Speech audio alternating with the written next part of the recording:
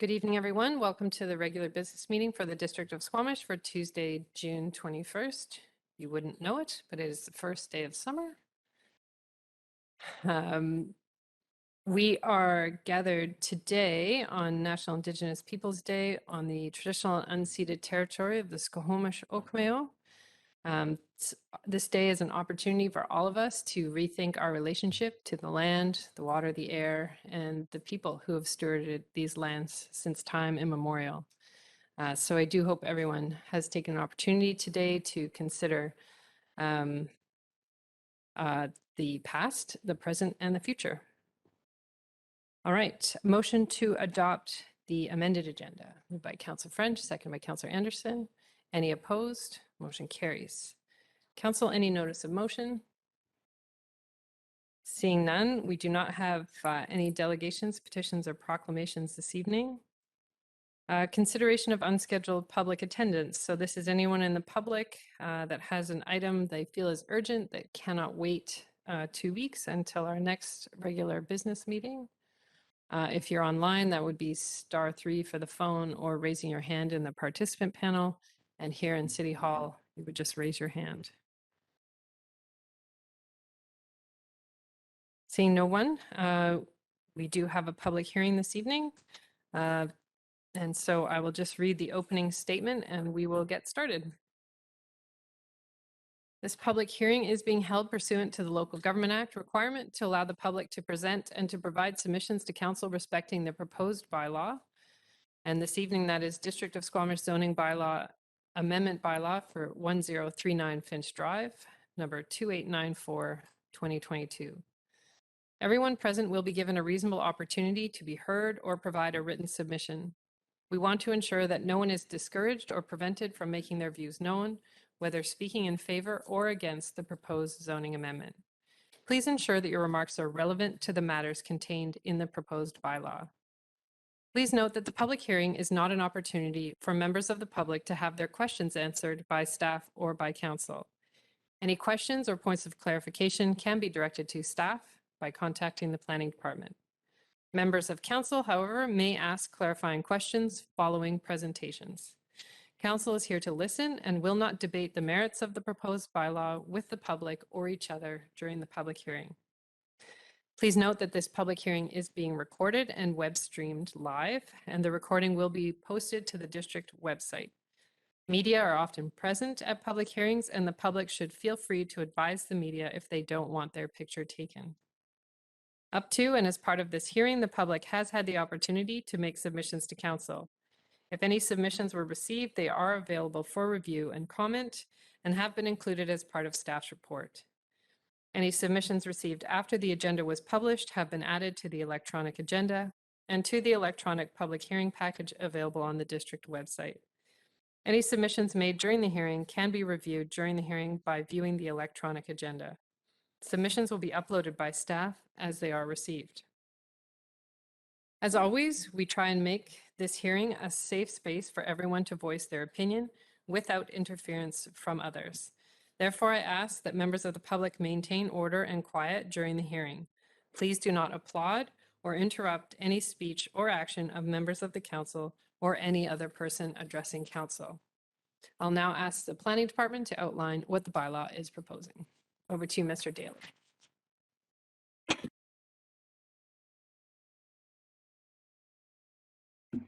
Thank you, Mayor Elliott.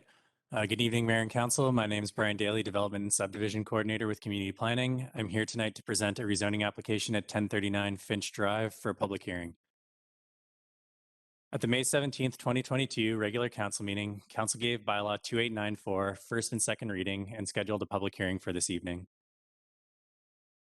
The subject property is a flat lot located at the east end of Finch Drive and is currently zoned Rural Residential 1, developed with a single unit dwelling and accessory building. Neighboring properties to the east and south are zoned RS1.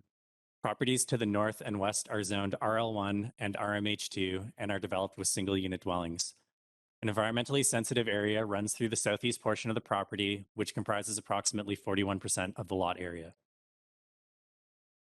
This rezoning application seeks to rezone the subject property from RL1 to Comprehensive Development Zone 102 to facilitate the development of 25 townhomes. A total gross floor area of 3,825 square meters is proposed for all of the units. The units will range in size from 1,283 square feet to 1,869 square feet. 23 of the units will be 3-bedroom, 2 will be 2-bedroom. The proponent has provided an environmental report to assess the net developable area of the site and identify the riparian setbacks on the property. Of the overall 0.8 hectares, 0.4 hectares is considered the net developable area. This slide shows the Streamside Enhancement and Protection Area, or SPEA, of the site in hatched blue. The proposed building height in the CD 102 zone is 14.19 meters, which is consistent with the 4-story building height in the Loggers East neighborhood plan. While taller than the 10.68 meter principal building height in the RM1 and RM2 zones, the site is significantly constrained by riparian setbacks, which limits the allowable footprint of the buildings, requiring the buildings to be slightly taller. The CD 102 zone is proposing a front setback of 4.3 meters to the shared waste room, with a provision to allow for accessory buildings or structures to be located in a front yard to accommodate the proposed common open shelter. While this front setback is less than the typical 7.62 meter setback in multiple unit residential zones, staff believe it is appropriate given the significant environmental setbacks on the property, which are reflected in the 50 meter rear yard setback and 6.82 meter side yard setback. The applicant is proposing the following commitments to secure the density bonus provisions in the Loggers East neighborhood plan. The neighborhood plan allows developments to propose a mix of amenities or combined density bonus options to be evaluated at rezoning in accordance with the principle of additional density in exchange for greater public benefit. For the public open space bonus, a 15% density bonus is applied, provided there is a minimum 30% open space where a portion is activated as publicly accessible park space and or contains a public trail. 41% of the lot area will be preserved and protected through an environmental protection covenant. An additional 13% of common open space is proposed that will be activated by a public plaza, including a covered gathering area, child play area, and basketball court on the northwest corner of the development. A public trail is provided along the SPEA boundary south of the townhomes, providing a future connection to the adjacent property to the west. For the environmental protection bonus, a 20% density bonus is applied if 30% or more of the property is within environmental protection area. 41% of the lot area is located within the SPEA. This area will be separated from the development by cedar fencing and preserved with an environmental protection covenant. Buffer averaging of the SPEA is proposed for this application. The SPEA along the east setback of the property will be reduced to 20 meters, while the SPEA to the south of the proposed development will be increased and enhanced. Staff have reviewed the application for the proposal for buffer averaging and have accepted the proposal. For the rental housing density bonus, a 20% density bonus is applied if a portion of the housing is rental housing. This application is proposing to secure 2 of the units as affordable rental housing and 2 of the units as market rental housing through a housing agreement. The 4 rental units represent 16% of the total units. And finally, for energy efficiency, a 10% density bonus is applied with the provision of 3 of the energy climate targets noted in the neighborhood plan. The applicant is proposing to meet a net zero energy operational standard to provide enough solar panels to generate power for each home averaged over the year, to provide electric vehicle chargers in each of the garages, and to maximize wood-based building materials. The CD 102 zone is proposing a slightly reduced parking standard from the typical zoning bylaw requirements. 1 space per dwelling unit is proposed for the 2 affordable rental units. The remaining 23 units will provide 2 spaces per dwelling unit, one of which would be a small car parking spot. Electric vehicle chargers will be provided in each garage unit, as well as space for the Class A bicycle parking and additional storage space. The garages will have a garage door height of 2.25 meters, which is sufficient to accommodate a full-size pickup truck. 6 visitor parking spaces and 2 spaces for persons with disabilities are proposed, which is 1 less than would typically be required. Staff are supportive of the reduced parking standard, given that 2 of the units will be secured as affordable rental housing and the constraints on site associated with the environmental setbacks. This application triggers the community amenity contribution policy, and the applicant has proposed the following offer, which meets the policy: a cash in lieu of critical amenities amount of $549,025, and a cash in lieu of active transportation and parks amount of $55,654, both of which meet the policy. The following items will be secured in a land development agreement. The CAC contributions, including the timing of their delivery, commitment to provide 2 townhouse units as affordable rental and 2 as market rental in perpetuity, commitment to build that the building will meet a net zero energy operational use, a commitment to provide the public plaza area, trail, and public access right-of-ways over these areas, a commitment to provide a 2.25 meter tall garage door height, a commitment to provide two bedroom townhouse units, a requirement to provide a riparian protection covenant over the environmentally sensitive area, and a no gas covenant. To inform the community per policy, the project was posted to the district's development showcase and a development sign has been posted at the site. One comment was received after the report was published. It noted it was supportive of the environmental protection covenant, but had some concerns about noise associated with the proposed basketball court. So staff recommend that following the public hearing that council give bylaw 289 for third reading and that a land development agreement securing the items noted on this slide and mentioned previously be completed prior to adoption of the bylaw. That concludes my presentation. I'm happy to take questions at this time. Thank you, Mr. Daly. So now we'll go to the public, and if they choose, I'll ask the applicant or their representative to comment on the proposed zoning first, after which anyone else will be given the opportunity to speak or make their submission. I do have a short list of names, and I will call on these folks first. After these speakers, I will call for any other interested parties to speak, and they simply need to raise your hand if you're here at City Hall and wait to be recognized. For all speakers, please approach the podium and start your remarks by clearly stating your name and address. Please note that the speakers will be given up to 5 minutes to address council in order that everyone has an opportunity to be heard this evening. Details to participate via telephone or WebEx are displayed on the screen for those who are logged in from their computer at home or are watching the live stream of the meeting. Instructions are also included on the district website.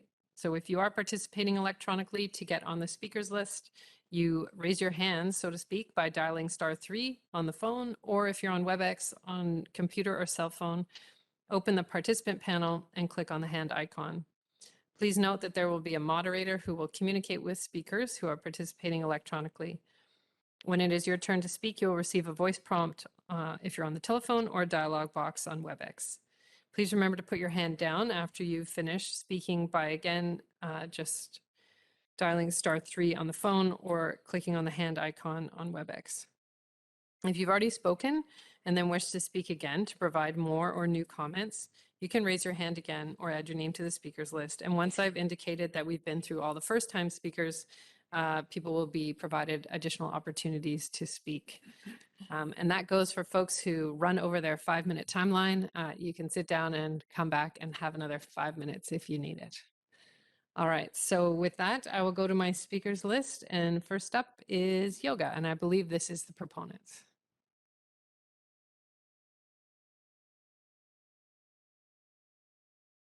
Hi, my name is Yoga Yogendran. I'm the owner and developer of 1039 Finch. I just wanted to say something related to the net zero aspect of this project, because I think there's some clarification I would like to bring to bear. When we talk about net zero, the approach we are taking is the energy that is used in that development over a period of year is consumed by that development, meaning we are not depending on BC Hydro for electricity. The electricity we are using is generated on site, stored on site, and used as needed. We are connected to BC Hydro, and we will use BC Hydro when it makes sense, but we are generating our own energy. So I just want to clarify that, which is a little different from some of the approaches being taken around net zero, because the definition of net zero is somewhat subjective at this point. So I just want to clarify that. And the way we are going to approach that is by different technologies that we are bringing together, starting with the building envelope, generating electricity on site, storing electricity, managing the site, the electricity heat recovery, heat pumps. So a whole bunch of stuff coming together. So it's a technology platform that we have focused on developing over the last 10 years or so, which we want to implement. I think it's going to be very unique, and we are very excited. Thank you so much. Thank you very much. Next on my list is Tom Bunting. Just your name and address, that would be great. Tom Bunting, Vancouver, Millbank Street in Vancouver. I'm from Formosus Architecture, part of the proponent team. I don't have really anything to add. Mr. Daly was very clear, I think, with his presentation, and I will just be here to answer any questions or clarifications on the proposal. Thank you. Thank you, Mr. Bunting. So I'll now go to anyone sitting in City Hall that wishes to speak at this public hearing. Just raise your hand.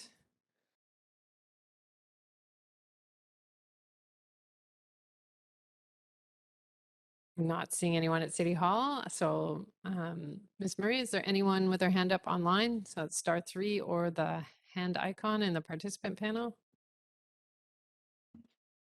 There's no one at this moment, Mayor Elliott.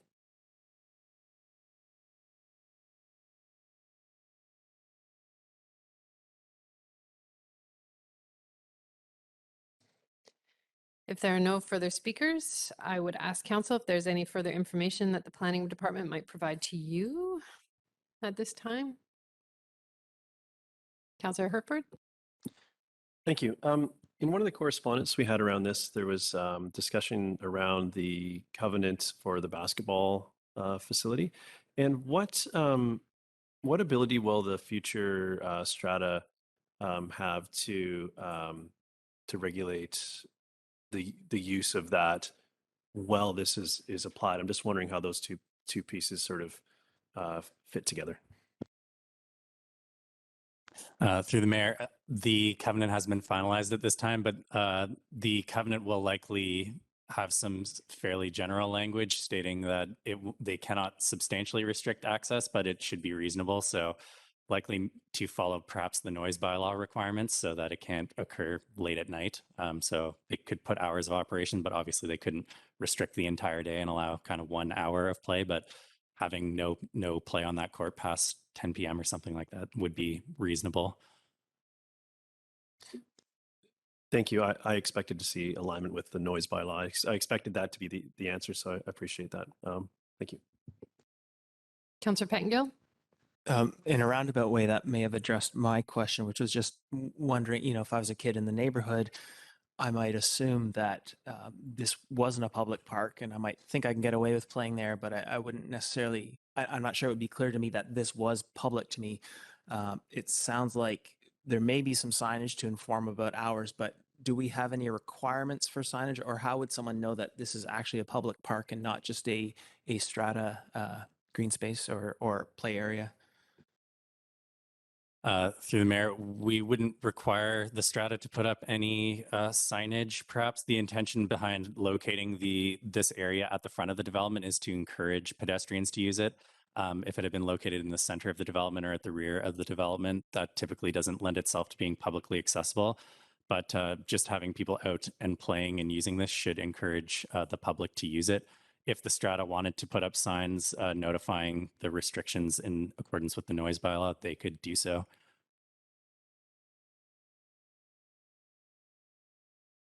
Councillor Stoner? And then Councillor Anderson. Thank you. Through the chair, I'm just wondering if staff can speak a little bit more to the environmental covenant proposed on the riparian area. I heard staff say that there would be a cedar fence that would help try and keep people off of it. What else does the covenant allow us to do in order to protect that riparian area from use? So through the mayor, we have a standard environmental protection covenant that we use, and typically the qualified environmental professional that gets hired makes recommendations on how to preserve the area. So that report becomes a schedule of the covenant, and then if the district finds out that the future strata is in breach of this covenant, then we have the ability to enforce that covenant. Councillor Anderson? Mr. Daly, my question follows really my two colleagues. Councillor Pettingill asked about signage and Councillor Stoner regarding circumstances for protecting the SPEA. We've had a correspondent that suggests that we should be mindful of use of the area as a play area and children building pump tracks and trails and such structures in there. In my experience, that's a pretty high likelihood. I don't think that we can prevent people from or youth from playing in such an area, but such structures are an issue elsewhere. Creek that I sort of look after with others does have issues with pump tracks over the years and structures that end up in the creek. My question is, can we suggest, or perhaps you have already suggested, that the environmental professional can make a recommendation regarding signage? And this is really my inquiry, whether we can address those types of uses, intrusive uses, through signage, and whether we can attach this to the covenant. Thank you. Through the mayor, absolutely. It is quite typical for qualified environmental professionals. There's standard riparian signage that goes on the fencing, so that is going to be a requirement. I believe it is already recommended in the report that they've provided to us. So typically the fencing follows the boundary of the SPEA, and there's signage on that fencing letting people know that it's an environmentally sensitive area and not to go in there.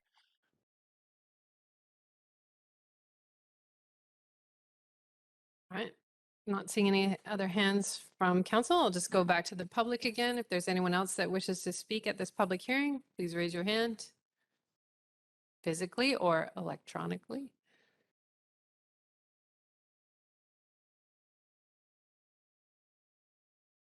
No callers, Mayor Elliott. Thank you.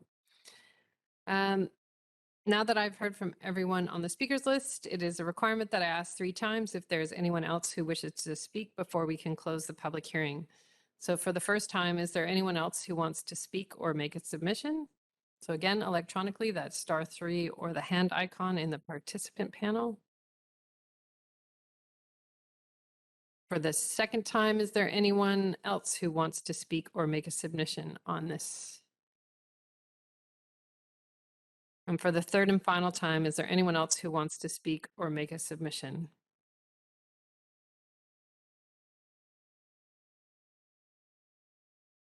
Seeing no further speakers, please note that council members are not permitted to receive any further submissions or hear either a proponent or an opponent to an application once the public hearing has been concluded. This means that we can't speak to people out in the community or receive emails or phone calls on any of these bylaws until a decision on the bylaws has been made. Any and all communication from this point forward must be channeled through to our staff. If there are no further speakers, I will declare the hearing closed. Thank you very much for your submissions. Thank you, Mr. Daly.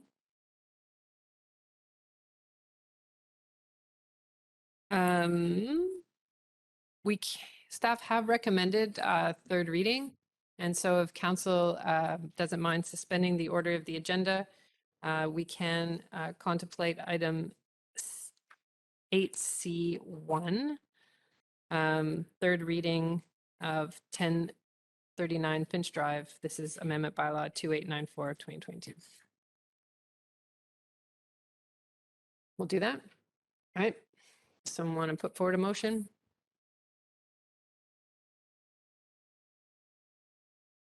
Councillor Hereford? Councillor Hereford moves third reading. Councillor Stoner seconds. Comments, Councillor Hereford? Yes, thank you.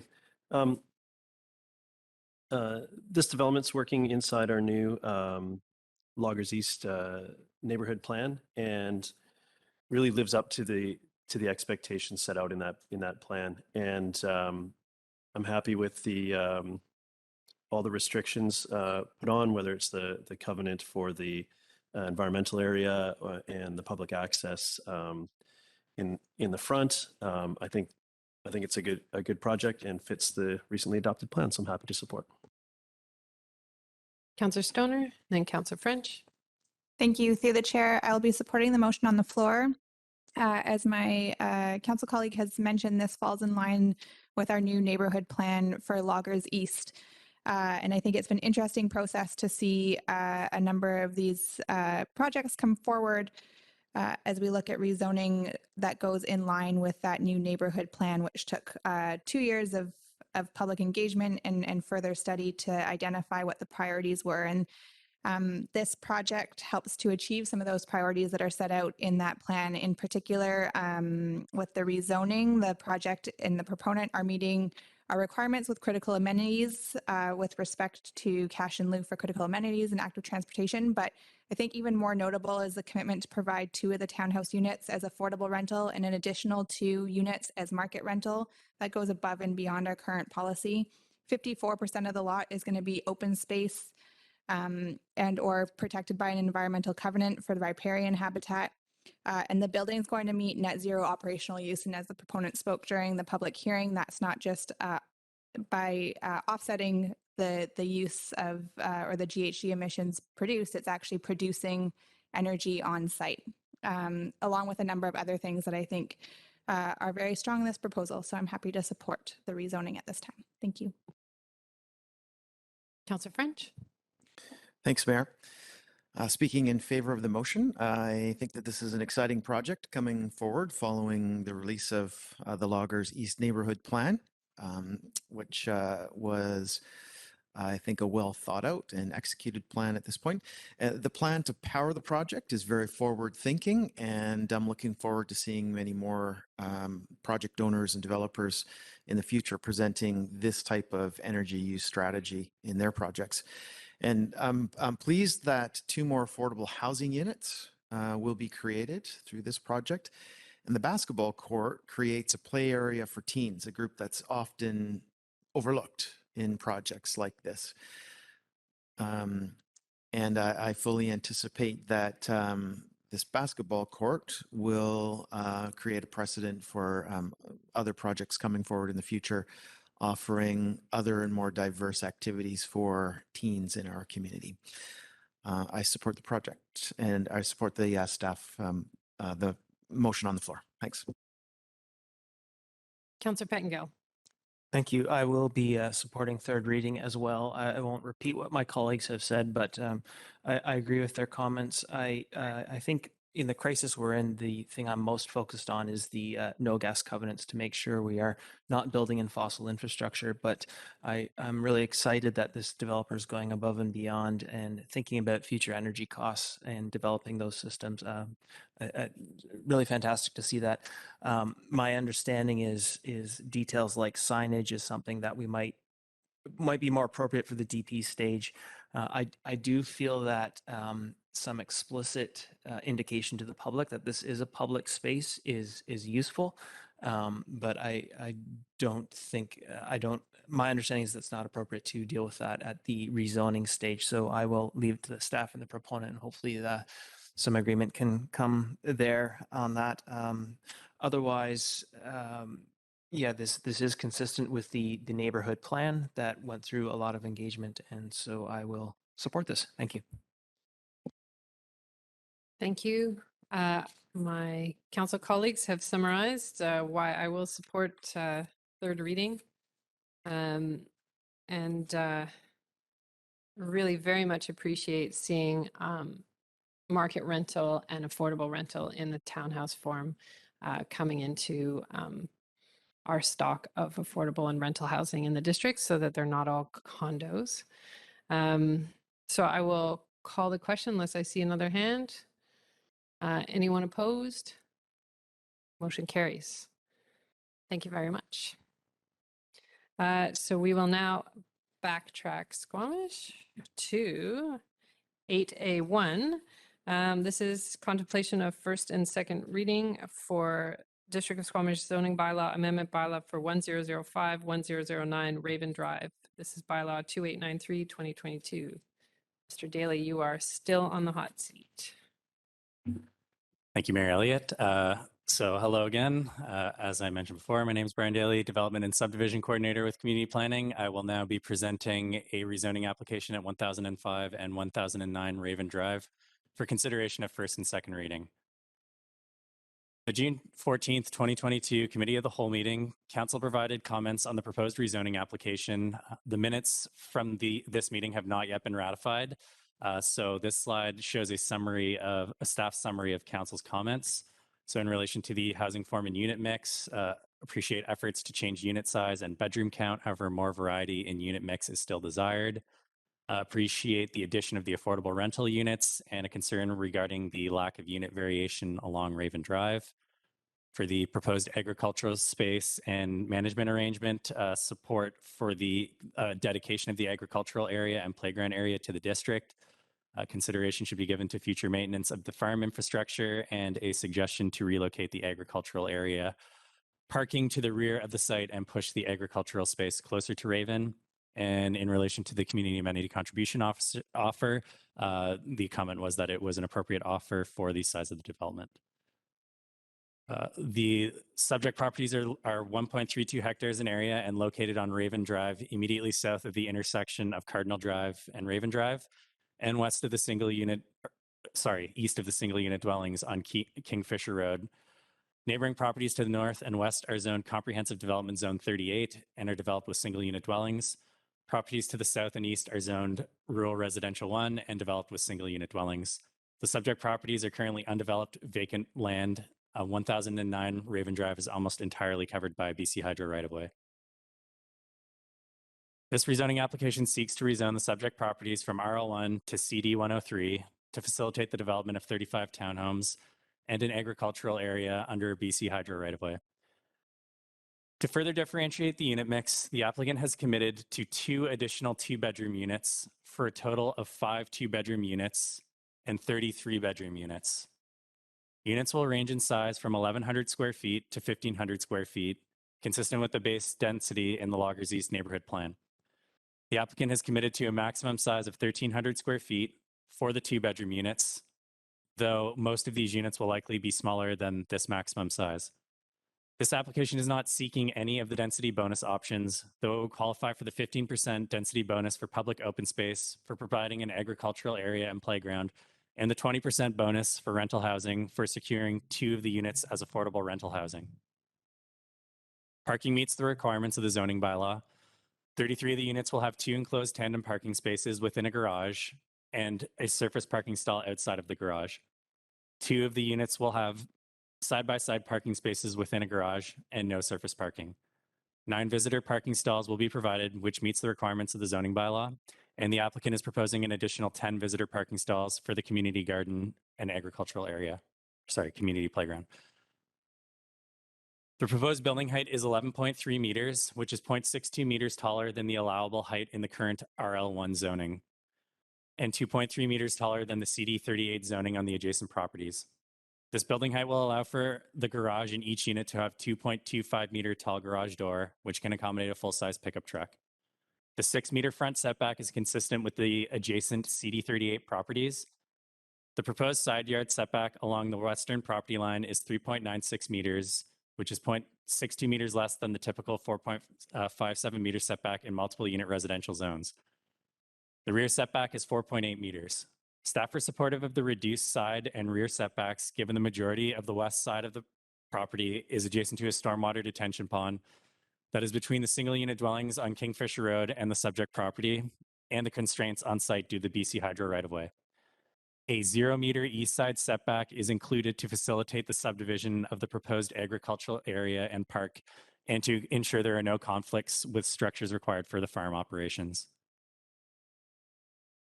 This application is proposing 2,500 square meters of common agricultural space for the purpose of food production. A playground with picnic tables and a gazebo is proposed adjacent to the agricultural area along Raven Drive.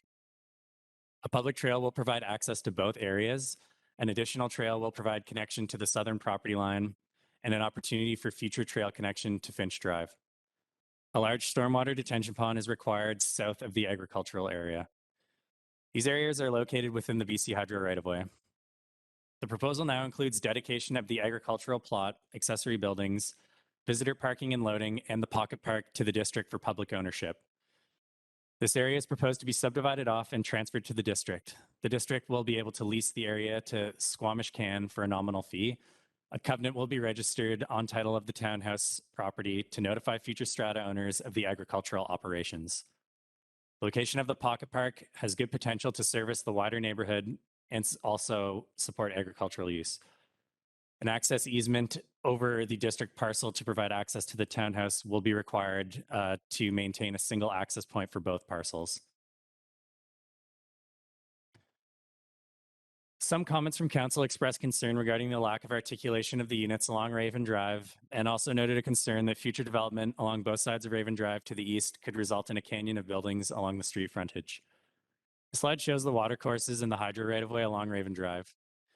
There will not be any further residential development along the north side of Raven Drive, apart from the 3 single-unit dwellings at 1030 to 1038 Raven that are currently under construction. The rest of this area is either district-owned and environmentally sensitive or Crown land that is used for the Squamish Legacy Sports Park. The hydro right-of-way on the subject property crosses onto the adjacent parcel to the east, creating a break in building development. 1021 Raven, further to the east, has Finch Creek running through the property and will have associated setbacks on each side of this creek, which will further break up the frontage. Specific building articulation is an issue that is more appropriately addressed through the form and character development permit process.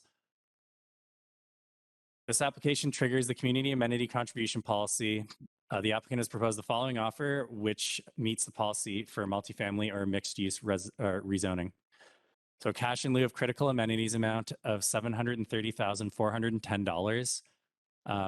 Improvements to the agricultural area at an estimated cost of $160,000. And for active transportation and parks contribution, $75,000 estimated cost for the park improvements to the park area that will be dedicated to the district, for a total amount of $890,410,000, which meets the policy. The following additional amenities are also proposed. 2 of the townhouse units will be secured as affordable rental housing. There's no requirement to provide rental housing of any kind as part of this application, as it is not seeking any density bonus options available.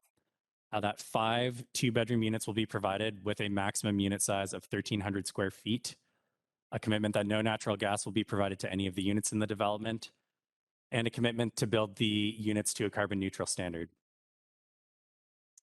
Following items will be secured in a land development agreement, the CAC contribution, including the timing of their delivery, commitment to provide 2 townhouse units as affordable rental housing in perpetuity, commitment to the required improvements to the agriculture space and play area, and that they will be completed prior to occupancy of the townhomes, commitment to provide 5 2-bedroom units, and that each unit will not exceed 1,300 square feet inside, commitment to provide a 2.25 meter tall garage door height, a no gas covenant, a commitment to build the units to a carbon neutral standard, and a commitment to provide a public access right-of-way over the public trail through the site.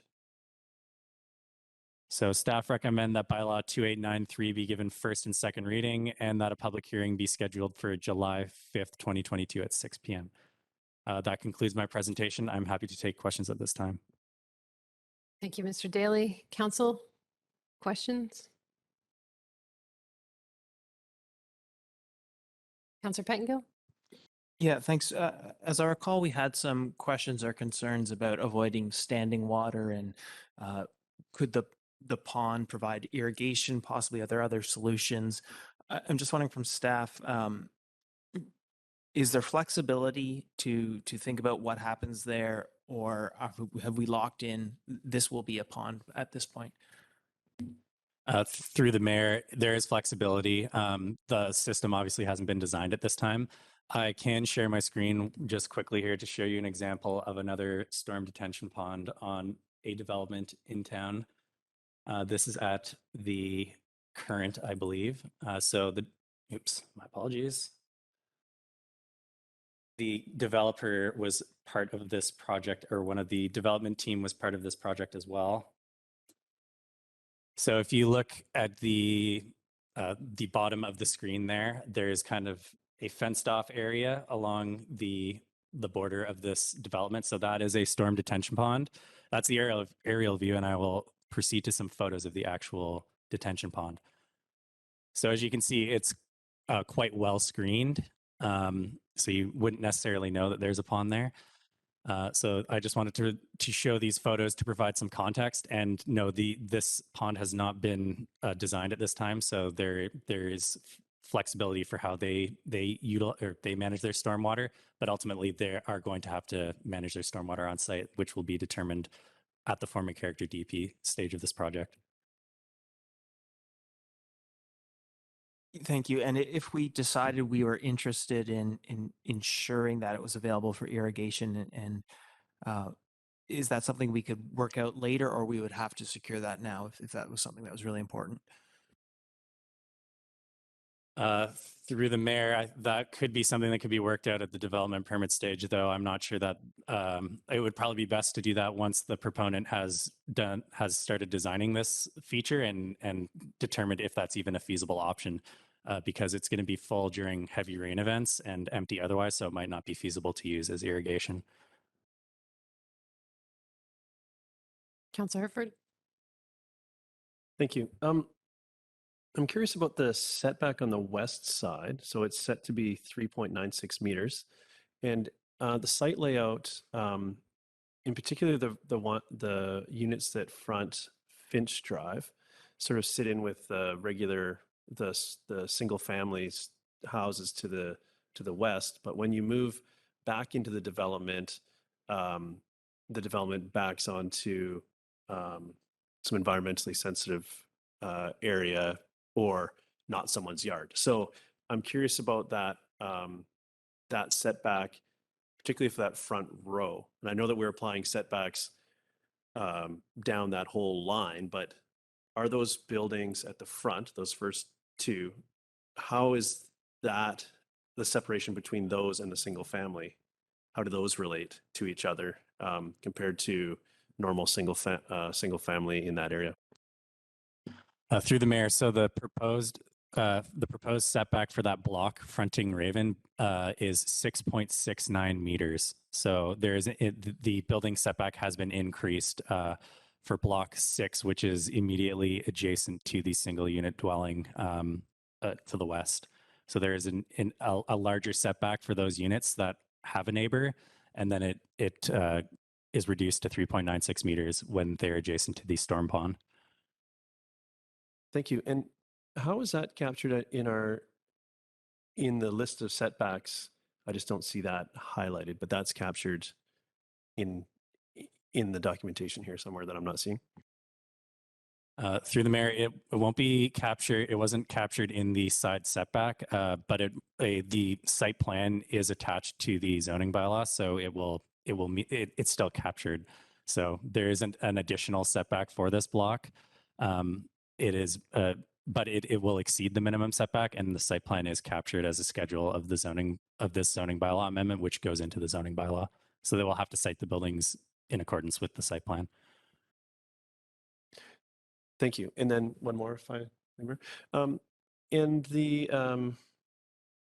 Where did we land with the request to move the parking back into the complex? I noticed in your presentation you mentioned that an access right of way would be needed once subdivided to maintain one access through. And that triggered in my mind that might be quite difficult to move to guarantee access through the strata into the back of the property for access to this other site. And is that still an ongoing discussion, or is that not something that can happen?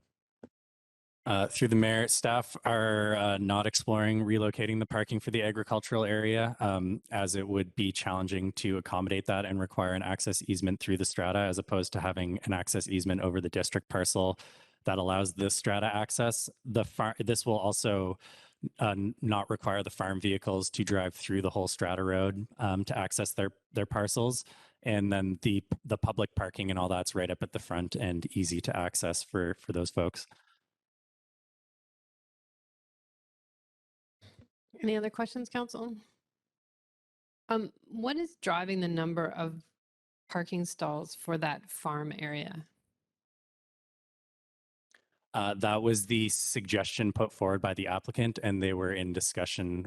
They've been in discussion with Squamish Can about kind of an optimal design. So they thought that would be a reasonable number of parking stalls. 10 visitor parking stalls and then 2 parking stalls for trucks so they can load and unload their farm materials or equipment. And then one of the principles in the Loggers East plan is to be really sensitive to the interface between the existing homes and what gets built.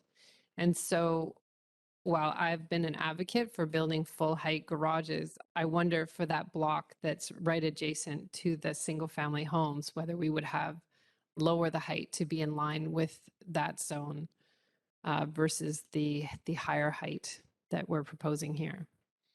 So we have a larger setback, but should we reduce the height in that block so that it is more in line with its neighbor? Yeah, so the existing zoning allows for a 10.68 meter building height, which is consistent with all of the multiple unit resident or the RM1 and RM2 zones, the zones that allow for townhouses. So presently a house of that size a single unit dwelling of that height could be constructed here. The issue with reducing the height would be it would be challenging to provide the full height garage and any associated insulation to meet the this isn't net zero, a carbon neutral building standard.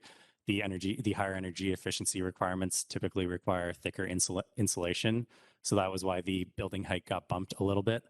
So I would suggest that it's appropriate, that this building height is appropriate given that a house that is 10.68 meters could currently be constructed on this site under the existing zoning.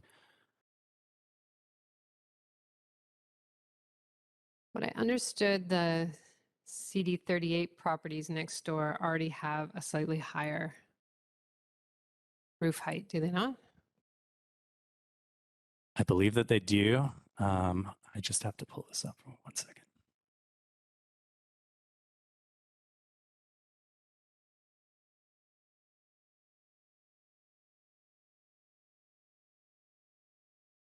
So yes, the 11.3 meter height, which is what's proposed in this zone, is 2.3 meters taller than the CD38 zoning. And I believe they probably have a 9 meter height, which is consistent with all RS zones. So if that first block, is it block 6 adjacent to the single family homes, if they didn't have the higher garage height, what height would they be then? 10.68 meters was what originally proposed before we requested the garage door height. And sorry, you said the adjacent one is 9.9 meters. Okay. I note that most of these units have tandem parking, and we haven't had great success with that in other townhome developments. And I don't think all of them have full aprons, or do they? If they are proposing tandem parking in the garage, they have an apron. If they were able to provide side-by-side parking and show the dimensions, I believe there's 2 units that are proposing that. They do not have an apron, but if they're proposing tandem within a garage, a full-size surface parking stall is also provided. And did these garages have the tandem garages still space for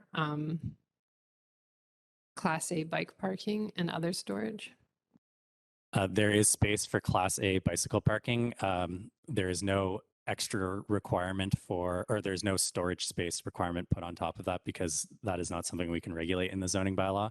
But staff felt comfortable, given that there is a surface parking stall outside the garage, that people will have the ability to store some items in their garage and then, still have parking available to them outside of the garage. Can you describe what this proponent means by carbon? What's the term they've used? Carbon neutral standard? Yes. So that is that the building will generate 0 greenhouse gas emissions. So, and again, I'm doing my best to explain this. There's a lot of different ones. This is more aligned with that low carbon density bonus that staff introduced recently, where there was a density bonus for the greenhouse gas emissions associated with the building once it's completed, and it's confirmed by a building permit energy report is done, confirming that the construction materials should meet the proposed building envelope should meet this, and then a post-construction report. So this proponent is committing to meeting a 0 GHGI.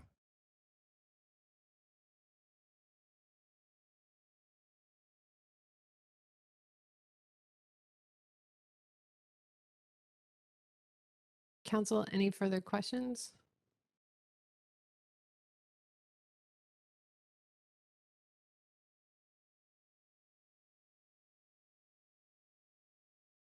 Okay. So staff are recommending first and second reading. That is at council's discretion. If it gets 2 readings, then a public hearing would be set for July 5th at 6 p.m.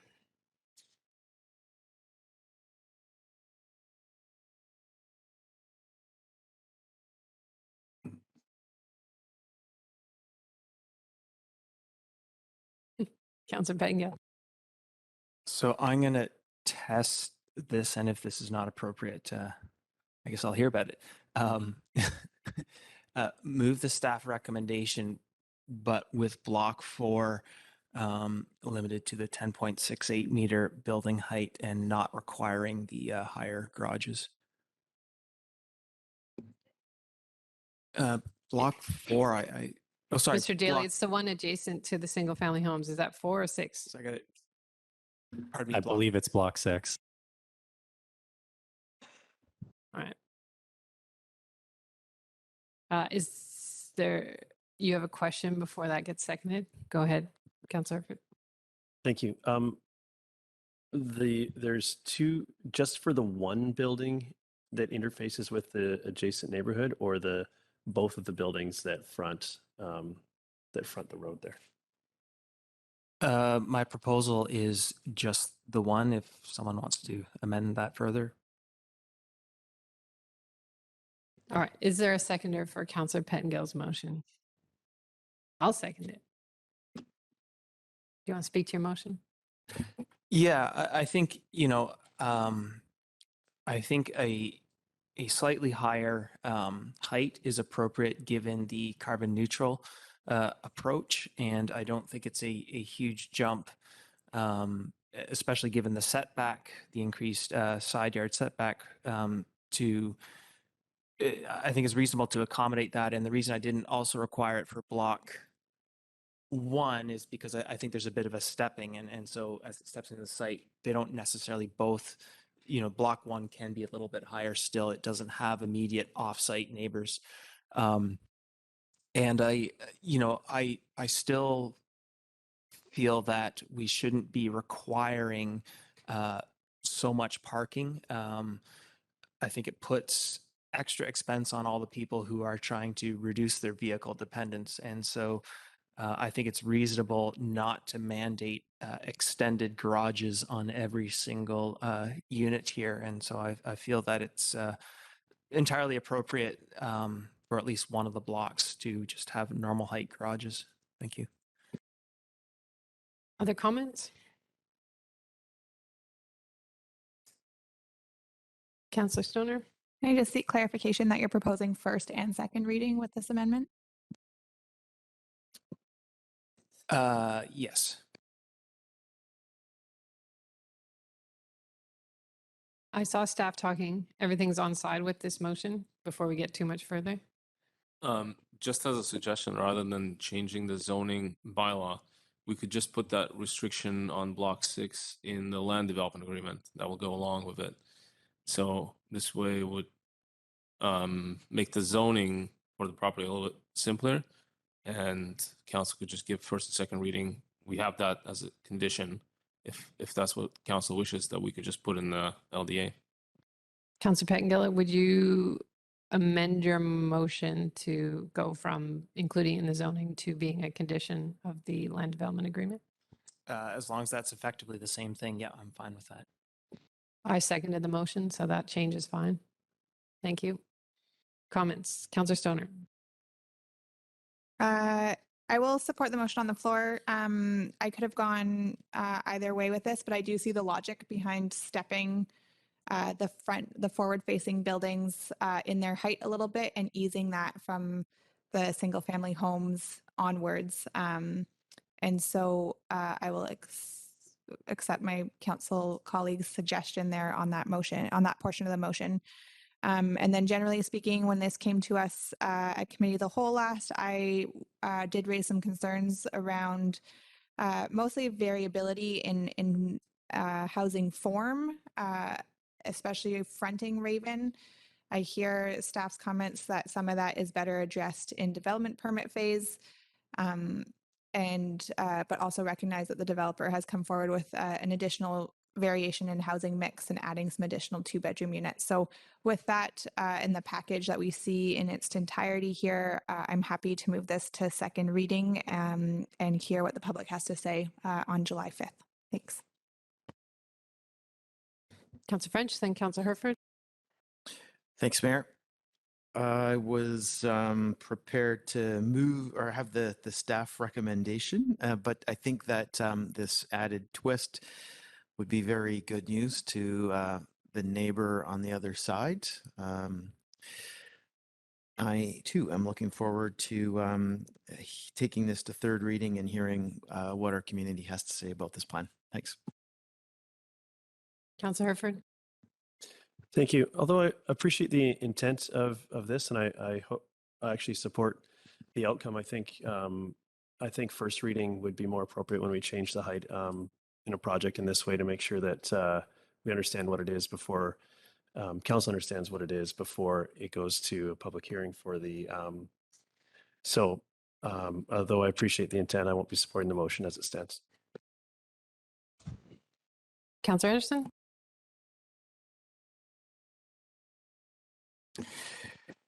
Thank you. I also appreciate the intent of the motion on the floor. For the same reasons as Councillor Herford has put forward, I won't be supporting it this time and would prefer to see a further discussion of this at a first reading opportunity. That's it for now. So I'm going to put forward an amendment that we give first reading with the adjustment in height to 10.68 meters being a condition of the land development agreement. Is there a seconder? Seconded by Councillor Herford. I'll speak to my amendment. I only want to support first reading for a number of reasons. So one, I do think that the change Councillor Pettengill proposed is appropriate. I think we have to be really careful with the transitions from single families to higher density forms. That's feedback that we get from our community. We're hearing it in other developments across town. So I think the larger setback along Raven there next to the single family home is a good move, but I also think the height is something that we should consider. But my other reasons for just supporting first reading is that I don't believe that townhomes with no aprons work, even if it's side-by-side parking. Anytime I've seen developments where people don't have aprons, we see spillover parking, or we see residents taking up full-time parking in their visitor parking. So I still think, and the whole reason I think tandem parking happens is because developers are trying to cram more density into a lot that is constrained. So while I appreciate the change in housing mix that we've seen over time, I still think there's probably one or two too many units sitting in the area that's developable. And I think that we should have full aprons for each of these townhome units. And I've seen it time and again. And it hasn't worked before, and I don't think it will work in the future. So I'd like that to be thought through. Just, I know this is a DP element, but when you look at the landscaping plan, all the trees around the playground are actually to the north. And we've seen in the Eagle Wind playground area that there's no trees that shade the play area, and it becomes unusable in the summer. And so rethinking that landscape plan to put some trees between the agricultural area and the playground so that the shade during the summer months when the sun is full south provides some relief to folks playing in the playground. That would be great. So those are my reasons for only supporting first reading. Other comments? Councillor Pettingill. So just on the amendment? On the amendment. The amendment, I'm fine just going to a first reading. I did second not hearing a lot of other comments ahead of time, but I'm comfortable just going to first. Councillor Herford. Thank you. As I stated in my previous comments, I'm far more comfortable with first reading with a change such as this included. So thank you very much for bringing it forward. I'll be supporting. Any other comments? I need at least one other comment because I have to understand if we're at a 3-3 tie, in which case it should be referred back to staff, or whether there is enough support for this amendment. Councillor French. Yeah, this amendment works for me. Thank you. If no other hands, I'll call the question on the amendment. Any opposed? Motion carries. So on the motion as amended, so that is to be given first reading and to include a height adjustment for block 6 in the LDA. Moved by Councillor Herford, seconded by Councillor Pettingill. Any further comments? Councillor Pettingill. Yeah. So I guess just a note for the next time this comes back to us. I moved just reducing the height on block 6 based on prior discussions, assuming it might be too much of a stretch to get council to support block 1 as well, but that would actually be my preference. And so if people want to bring forward that for our next discussion, I would be in support of having both, but we're going to first reading, so I'm not going to suggest another amendment at this time. In terms of the actual aprons and so on, I still believe that we need to deal with parking on the street and managing that, managing public parking, probably with greater enforcement and permits and so on. I would prefer when a site is constrained rather than dedicating a lot more to parking and aprons and so on, that we put those resources into affordable units and public space and that sort of thing. So I'm not as concerned about the aprons. I prefer an alternate solution, but I'll just leave that as comments for our next discussion. Otherwise, appreciate what is proposed here. Oh, I did have a note to comment that in the report it says both no gas covenant, there's an agreement there, and no gas will be provided.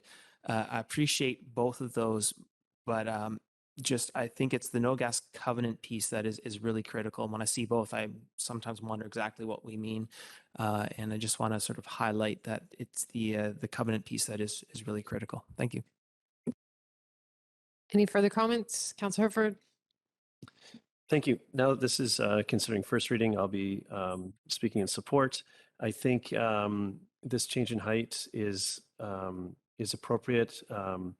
Elsewhere in the rezoning and in this project, we've created additional space between the single family homes and this development. So I think stepping the height is appropriate.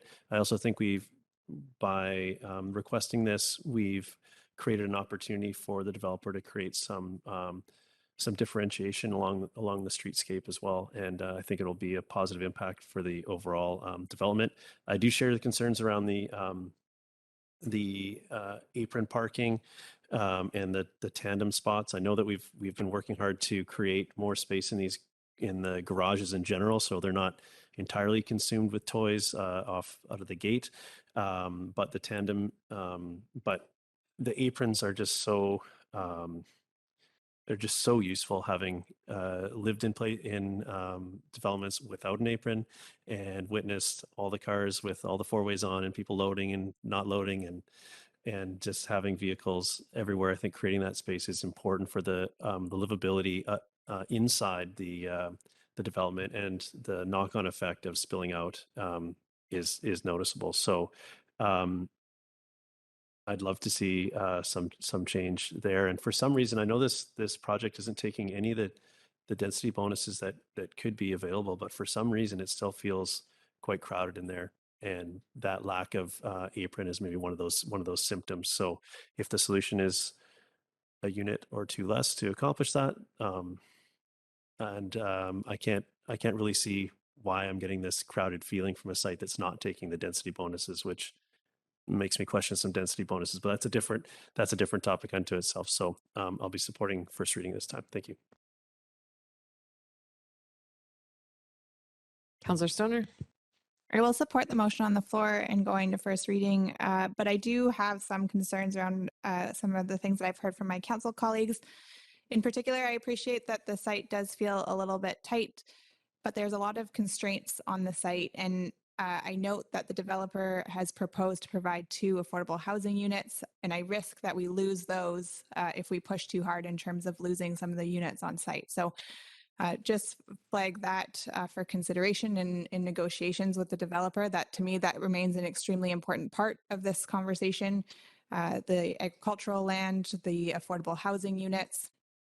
And I do think that there is perhaps a surplus of the visitor parking up at the front. And so if there's ways to maneuver some of the buildings further to the east and create a little bit more space through the site, then maybe that's a consideration. But I will support first reading at this time. Thanks. Seeing no further hands, I'll call the question. Any opposed? Motion carries. Thank you, Mr. Daly.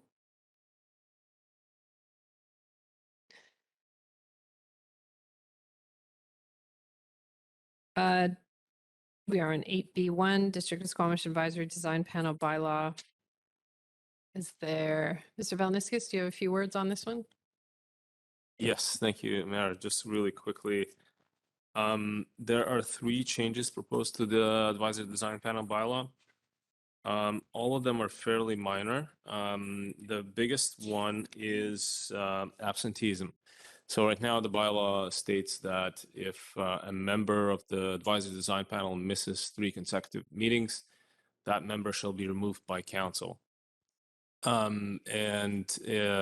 In the past, we've struggled attracting qualified members. There's a lot of criteria to who should be on the ADP. In recent years, or I would say more recently, that hasn't been an issue, achieving quorum, so it's been pretty good. However, there is that provision, and it almost fetters council authority because it states that council should remove that member. So we're just proposing a little bit more flexibility so that staff can recommend to council whether to remove somebody after a prolonged period of absence or not. So the authority still remains with council. It's just that it gives staff a little more flexibility to make a judgment call when someone's being absent for without a legitimate reason. The other 2 are really minor. One is a spelling correction around remuneration. It's just spelled wrongly in the bylaw. And lastly, it's an update of staff position that's referenced in the bylaw, which is my position, Director of Community Planning. There's a few different titles, and the title has evolved over the years, so we're just making all that consistent. Thank you. Thank you, Council. Any questions for Mr. Valniscus? Councillor Anderson. Mr. Valniscus, over the past year and a half or so, we are in a new era as to how we hold meetings. Has the issue of absenteeism been abated somewhat by the ability to use new media for conducting meetings? I say this because I've shared the concern in reading these ADP minutes and a little bit disappointed at the absenteeism that I've noted. Through Mayor, yes, I think that is the having meetings held electronically has helped with absenteeism, and we've only had I think in the last 3 years there's been 1 case where somebody had to miss more than 3 meetings. So it's not very common, but it's still I think could be a problem in some cases.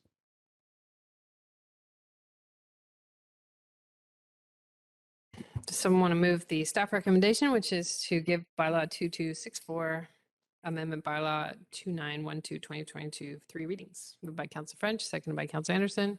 Any further comments? Any opposed? Motion carries. Thank you. Moving on to 8D1, we have one bylaw for adoption this evening. This is District of Squamish Election and Assent Voting Bylaw, Amendment Bylaw 2921-2022 be adopted. Moved by Councillor Stoner, seconded by Councillor Herford. Any comments? Any opposed? Motion carries.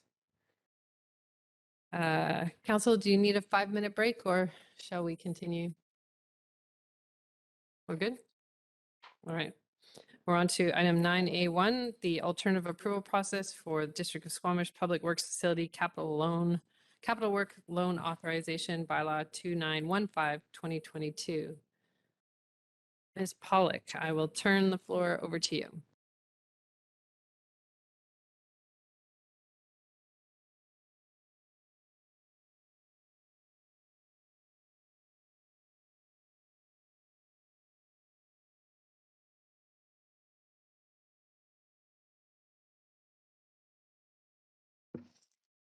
Thank you. Good evening. My name is Charlene Pollock. I'm the Manager of Legislative Services.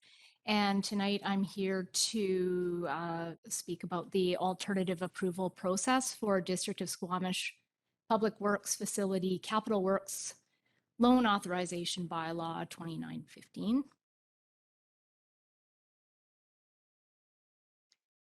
So some background and timeline. New loan authorization bylaw for the Public Works facility was given first 3 readings on April 26th. The bylaw was approved by the Inspector of Municipalities on June 2nd. If approved by council, notices will be placed in the Squamish Chief newspaper on June 23rd and June 30th. And the elector response deadline is August 4th at 4:30. And the AAP elector response deadline is a minimum of 30 days following the second advertisement. So the AAP is a counter petition. So what that means is only those electors not in favor of the loan authorization bylaw need to complete an elector response form. Electors in favor of borrowing for the Public Works Facility Capital Works Loan Authorization bylaw don't need to do anything. So criteria to sign an elector response form: 18 years of age or older, Canadian citizen, resident of BC for at least 6 months, and resident of Squamish, not disqualified from voting. Non-resident electors may be eligible, and they would need to contact myself or the corporate officer to find out more about that. Forms must include the elector's name, address, and signature, and an elector may not sign an elector response form more than once. So elector response forms must be received at Municipal Hall by the August 4th deadline of 4:30 in order to be counted. Outreach to the public. A communications plan has been developed to inform the public and answer questions regarding funding for the Public Works facility. Engagement with the public began in May and has included pop-ups throughout the community and a tour of the Public Works facility. Statutory ads will run in the Chief newspaper, and information will be available on the website and at Municipal Hall. The public are encouraged to reach out if they have questions or require further information about the project and funding. So next steps, staff will present on the AAP results at the September 6th regular council meeting. If 10% or more valid elector response forms are received by the deadline, then council may not consider adoption. Assent voting essentially referendum would need to be conducted and would be conducted on October 15th if the AAP is not successful. And 10% of the electors has been established to be 1,760. And this was based on the latest provincial voters list and the latest census data for Squamish. And the staff recommendation is on the screen, and I'm happy to answer any questions around process. Thank you, Ms. Pollock. Council, any questions? Councillor Pettengill?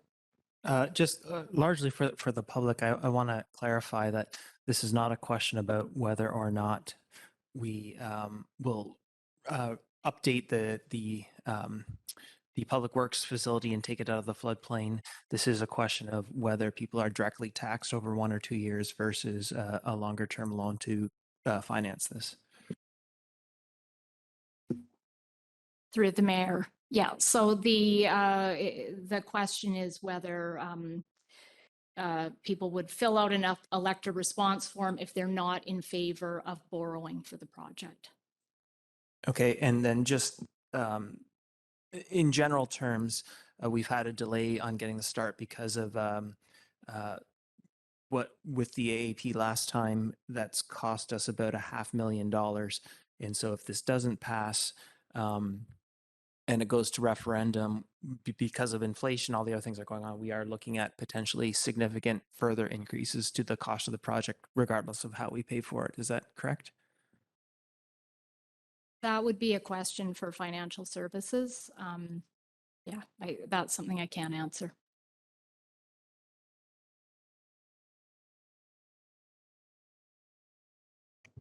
Did you need that answered tonight? I believe Ms. Boxford is joining us online. If you would like a response. I think if she's able, that would be great.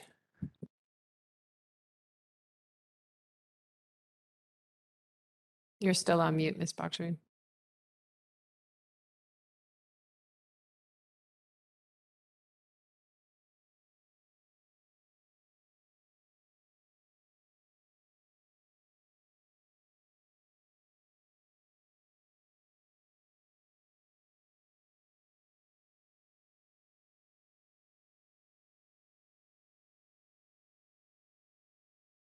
No?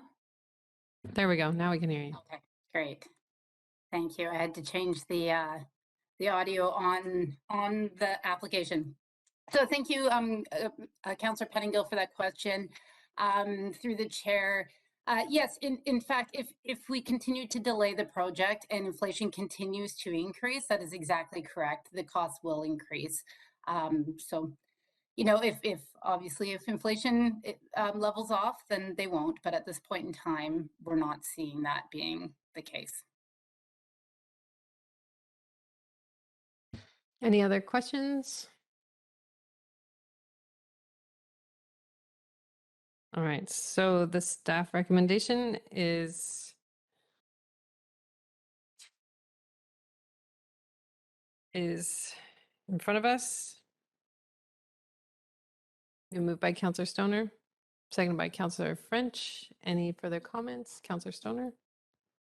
Thank you. Through the chair, I will support the motion on the floor and thank staff for their work to bring a second alternative approval process forward on this timeline and working with the inspector of municipalities to get approval for it.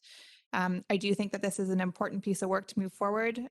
This is a common process that we use to secure borrowing, especially for critical need projects like the Public Works facility. So I look forward to answering any questions that our community members may have around why we're borrowing this money. I know that as staff mentioned, there's a communications plan. You'll see our staff as well as council out in the community in pop-up events to make sure that the right information is in your hands so that you can make an informed decision. And so if you have any questions, you know how to reach us. My email is jstoner@squamish.ca, council@squamish.ca. We'll be happy to answer any questions. Thank you. Councillor French? Thanks, Mayor. My thoughts are very similar to what Councillor Stoner just shared. I do encourage anybody that has questions about this process, exactly what we're trying to do and exactly what this money will be used for, to reach out. There are a lot of resources out there now. First time around, there was less information, and this time around, we're making sure that all of the questions are answered. French, squamish.ca. If you've got questions, I'm happy to converse by email, in person, telephone, whatever it takes. Thanks. Councillor Herford? Thank you.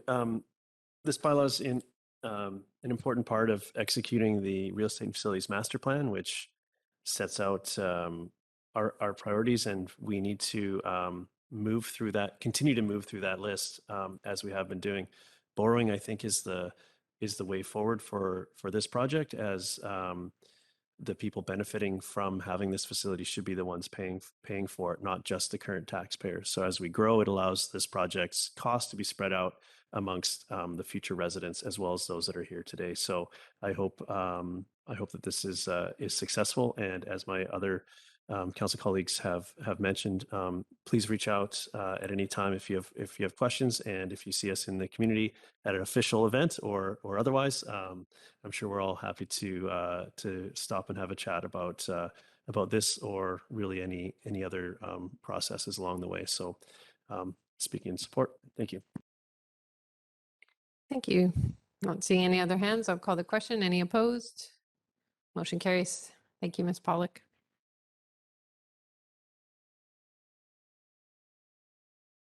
So council, we're going to take a 5-minute break just to bring our staff in and get their presentation up before we tackle the municipal airport strategic plan.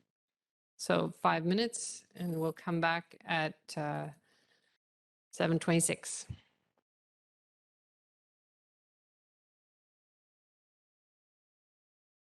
Welcome back. We're on item 9A2. This is the Squamish Municipal Airport Don Patrick Field strategic plan, and we're contemplating the interim recommendations from staff this evening. Over to you, Mr. Plum.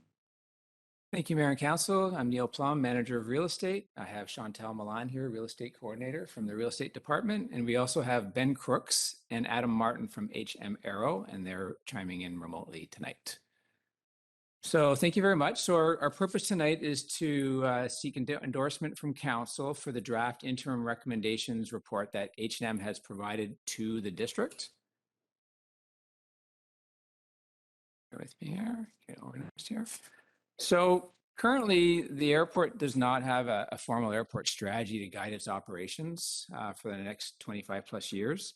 So back in December of 21, Council endorsed the scope that's shown above. I'm not going to walk you through all of it. It was embedded in earlier stages, but the purpose of the scope was to develop a long-term strategic plan to establish the appropriate management, funding, infrastructure / servicing, and tendencies for the airport for the long haul. And HM Aero was retained earlier this year to help us advance this analysis. So currently, it's hard to see. There's a bit of a light green shaded area on the left side under March 22 and spring 22. That's the area we're working in right now. But as you can see, it's part of a much bigger process. And that a final report, which is with final longer term recommendations circled in red there under number 8, is not due until next year. So this slide here just focuses and zooms in on the area on the left of the previous slide, so we can just focus on where we're at right now. And so the draft report that you've got from H&M, it covers off 3 different areas, including the recommendations. So up in the top row, we've got 3 green boxes, and the current conditions and the comparison with other airports are 2 of the components of this report. This is the first time we've had this information in our possession, so as staff, we're really excited to have this information. And it has fed into the interim recommendations that are included here for summer 22, and also will feed into longer term decision making as well. And importantly, this gives us some fact-based foundation as we move forward through the next steps in the process to work from. Bear with me here. And I just want to emphasize here as well that These are interim recommendations. There's no long-term recommendations here that are being cemented in with this project right now. The scope identified further stages for that, and that no long-term recommendations are going to be considered by council until we've had an opportunity to go through the summer process. You'll see 3 gray boxes there, kind of in the middle level. That's the work that's going to take place over the summer. It's recommended to take place. And also, we expect there'll be more community feedback both to this and through the process that we're doing this summer. And that information is all going to become part of the longer term decision making that's going to take place. We've already received some initial community feedback letters from this report since it's been put on the agenda. I believe some of them may have been added to the agenda tonight. We're also getting some feedback from some of the tenants. We have a couple in the audience here tonight, and we will respond to them in a more fulsome basis at a later date and to go through the documentation. But we also expect that as we work through this presentation and people spend more time with the document itself, it's hopefully going to clarify many of the comments that we've received so far. So with that, I'm going to pass it over to our friends at H&M to let them take it from here. Thank you very much, Neil, and good evening to members of council and staff and the public in attendance as well. Again, as Neil mentioned, it has been our team's pleasure to work alongside district staff over the last several months on this project. And starting off our remarks here, just with a brief note on the current conditions of the airport, the current operations, we'll generally summarize those in 2 broad strokes here. And the first is the airport's emergency response role. So the airport is used by a variety of agencies and stakeholders to fill emergency roles that include wildfire suppression, search and rescue, also air ambulance operations. And it is integrated in both the District of Squamish and the Regional District Emergency Operations Strategies or plans. In terms of the tenants that are based at the airport, there are 5 aviation tenants currently at the airport, all of which are operating on month-to-month lease. 2 of those are helicopter service providers and 3 fixed wing. And those 5 tenants together provide a variety of, again, emergency response, commercial air service, flight training, and recreational roles out of Squamish. And Neil, if we can go to the next slide. So next, we want to take a look at the jurisdictional roles and authorities regarding Squamish Airport, because the airport is positioned in a multi-layer system, is what we would deem it as. So Squamish Airport is classified by Transport Canada as a registered aerodrome, and in Canada you have registered aerodromes and certified airports. As a registered aerodrome, it does have reduced regulatory requirements, and this is the prevailing model for similarly sized facilities and airports with similar traffic types throughout Canada. So again, that is a very prevailing model for smaller airports to be a registered aerodrome. The federal government in Canada does have the exclusive and the constitutional jurisdiction over aeronautics. So that's been affirmed by the courts on a number of occasions. And because of that constitutional breakdown of authority over aviation, the District of Squamish, as the municipal government, cannot regulate activity that is at the core of aviation. Now, the core of aviation is not a defined term, but generally it's understood to be regulating the movement of aircraft through the air, aviation-related activities, sort of those aspects that are integral to flight into aviation. So the district as a municipality can't develop rules and regulations and bylaws that aren't within its authority. It can't step on the federal authority there. With that said, the District of Squamish is the airport's decision-making body. District Council is the governance authority for the airport, and it is able to make decisions about the level of service provided, the long-term strategy for the airport.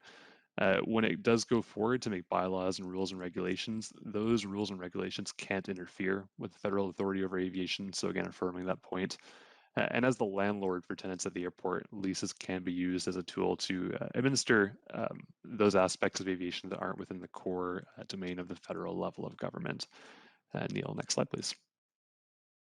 Looking next at the flight activity at the airport, we will note there is no formal ongoing movement tracking system established yet at the airport. So this discussion is primarily based on anecdotal analysis from 2017 to 2019, as well as 3 periods of brief tracking in the fall of 2021. Based on the most recent estimates for the airport, there's about 27,000 aircraft movements that occur on an annual basis. Flight training is a significant part of that activity. It's estimated that accounts for just over 50% of that activity, and that can result in repeated or frequent overflights as student pilots practice their traffic circuits. Visiting aircraft aren't a major driver of activity at the airport, but in terms of where that activity occurs and what direction it takes, the majority of departures do occur to the south off of runway 15. And again, that's wind and weather dependent. You take off and you land into the wind out of a flight safety and operational performance standpoint. So, local weather conditions influence the use of the airport's runways and the direction that takes. Next slide, please, Neil.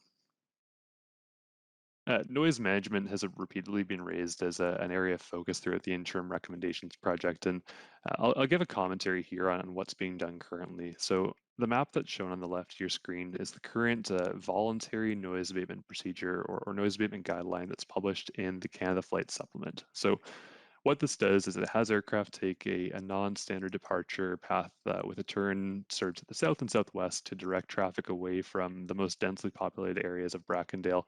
It is non-standard versus other airports in Canada. Other airports follow a more rectangular circuit pattern. And what I will say as well is that adherence or following that the voluntary flight path is voluntary. It's at the discretion of the pilot in command. Again, who will not do anything to compromise flight safety. So challenges that come with following this voluntary procedure include the mountainous terrain surrounding the airport, local weather conditions, and wind blowing aircraft off their track there. Limited forward visibility from the cockpit when climbing, and also the types of users, again, student pilots who are still learning the fundamentals of flight, or aircraft that are visiting from other airports that may not be familiar with local procedures and the landmarks to hit there. And speak to this from sort of our professional experience. Adam Martin, who's with me tonight, is a commercial pilot. He did have a chance to fly this flight path, and he's able to attest to, again, the difficulties that come with adherence. So as a guideline, Transport Canada doesn't enforce it. They don't investigate instances of alleged noncompliance. And again, thinking back to the jurisdictional breakdown, the district cannot also enforce this guideline. If the step is taken to move in the future from a voluntary procedure, such as is currently in place, to a mandatory procedure, we did a review of 19 airports, and only one example, and that was Qualicum Beach, had a mandatory noise abatement procedure in place. And what I will say there is that enforcement and investigation is still the responsibility of Transport Canada, it's not the municipality. And it's likely that if implemented, there would still be a range of tolerance given for variation in pilot technique when departing the airport. And next slide, please, Neil. I mentioned briefly on a previous slide about the leases and the district's role there. The current lease agreements with the 5 aviation tenants do include language regarding noise abatement, and that's shown on the screen in front of you. Really, the intent of the current noise clauses in the leases is threefold. The first being to ensure that tenants understand the noise-related challenges associated with the airport. Second being to familiarize themselves with the published procedures that I talked about on the previous slide. And third, that tenants will take all reasonable efforts to follow those voluntary procedures and to minimize noise. So what I will make a note of here with respect to what constitutes a reasonable effort, that's very fact specific. So all those factors that we mentioned on the previous slide there and pilot judgment will be taken into account. And again, understanding that perfect adherence is challenging to accomplish with the voluntary procedures. Next slide, please, Neil. As Neil mentioned previously, we did a benchmarking analysis to see how Squamish Airport compared to other similar airports in BC. From an administrative standpoint, again, the lack of on-site management at the airport is fairly typical at smaller airports that do have reduced workloads associated with their operation.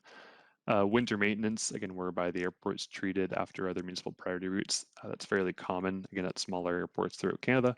And in our sample of 9 airports that we reviewed, only 3 had on-site crews and equipment dedicated to snow clearing. One of those airports supports scheduled passenger air services, so again, a higher level of service to be provided. And another one in that sample of 3 has approximately 4 times the annual snowfall of Squamish. So again, matching your winter maintenance to local conditions. And the lack of ambient air quality testing currently being done at the airport is, again, comparable to other airports in Canada. And next slide, please, Neil. From a noise management perspective, again, we reviewed 19 airports throughout BC to see what was being done elsewhere. And in broad terms, I'll say that the current way that noise is addressed at Squamish Airport is generally comparable to other airports in British Columbia through the use of voluntary noise abatement procedures. That isn't to say that there's not room for improvement. Again, as I mentioned previously, we do understand that this is an area of focus within the community and more broadly. So while Squamish is in sort of the pack with other comparable airports, there is room for improvement still. And next slide, please, Neil. So with the understanding that improvement can be made, we put forth 4 interim recommendations, so short-term recommendations with respect to noise management at the airport. And the first one really is focused on data collection. We want to ensure that future decision making for longer term actions or interventions is based on the best available data. We want to do that in two ways. First is the implementation of a basic aircraft movement recording system that would track the number of takeoffs and landings that occur per day. So with the technology that could realistically be implemented this summer and after evaluating other systems, the system that we're recommending would be limited just to the number of movements that occur per day. It wouldn't track the flight path of aircraft over the ground or the time of day that they occur, but again, creating a first step for a database of the activity at the airport throughout the days and weeks and months. The second tool for data collection would be the launching of an online community input form. So we would want to hear from residents on, when did their noise concerns develop? Is it a time of day or a day of week or a type of activity that causes those concerns? Again, we want to understand community perspectives with respect to noise. Second strategy is ensuring tenant awareness. And to that effect, we want to request that pilots acknowledge the voluntary noise abatement procedures in the CFS through an acknowledgement form. The third bracket is proposed changes to the voluntary procedures in the CFS that I noted previously.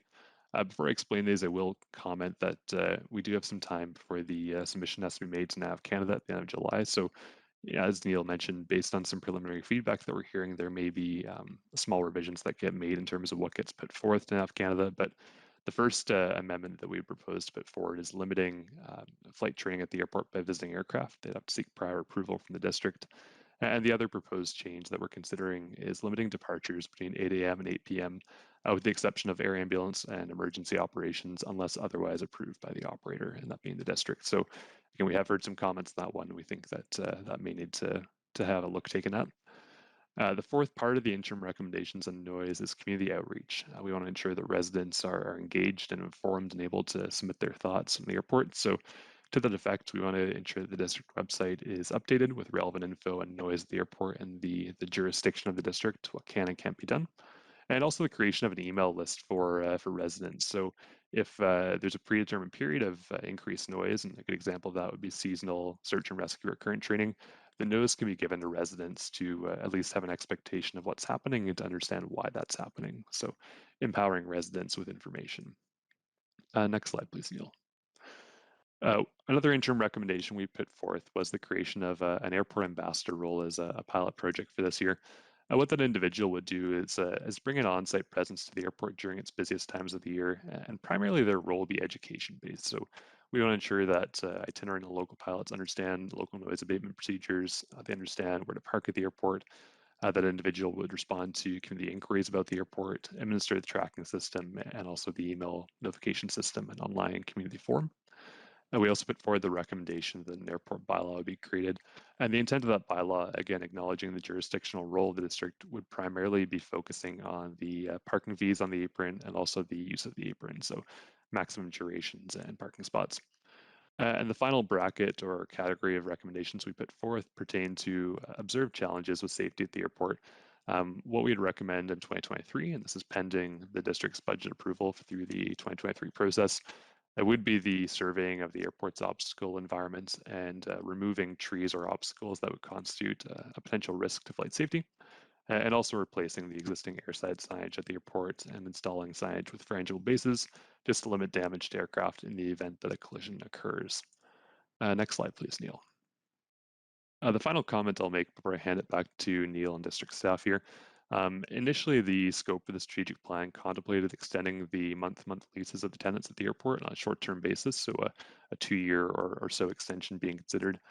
As we went through the analysis process with ourselves and district staff, we did find that the recommendation should be made not to go into that short-term lease extension until, again, we've focused on that data collection process. So we want to get out there, obtain further noise data to better understand community perspectives on noise from the airport.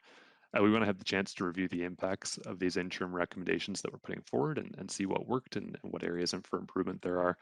And really, we want to determine quite clearly how the summer season supports future noise mitigation measures at the airport. So taking a data-driven approach to long-term recommendations for the airport. So with that, I will hand things off to Neil for his closing remarks here on the topic. Thanks, Ben.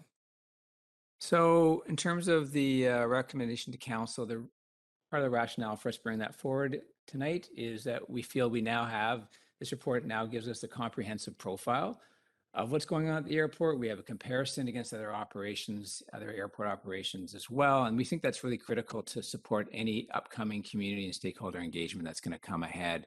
And that's basically going to start as soon as we release this out into the public. So we expect that the community engagement is going to start around this report. And there's also other steps for community engagement later in the process. And having this document now available and ready to go is really important. As I've said a couple of times, the recommendations are interim, and ideally we want to get that started as soon as possible, which is why we haven't sort of put this through council through maybe a committee of the whole, or where we'd have more dialogue, maybe more committee feedback. We really want to get going on this, and we didn't see anything in there right now that was showstoppers for moving this forward right now.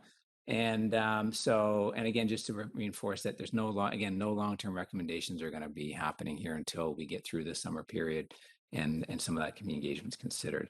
And I think it's really important too that this part of this process is reinforced again for staff, just where our role is here. And we just want to acknowledge through this process that this has been a good document and process in doing that, where we can be involved and can't be involved in managing noise. And so we feel that we have the document, the tool to move forward from here.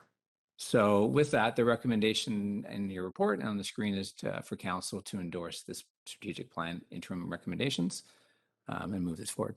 Thank you. Thank you, Mr. Plum. Council questions for staff? Councillor Anderson?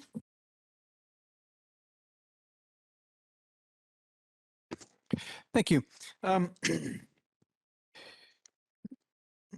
The slide we just reviewed with Mr. Crooks on there's a section community outreach, and it is mostly discussed in relation to noise.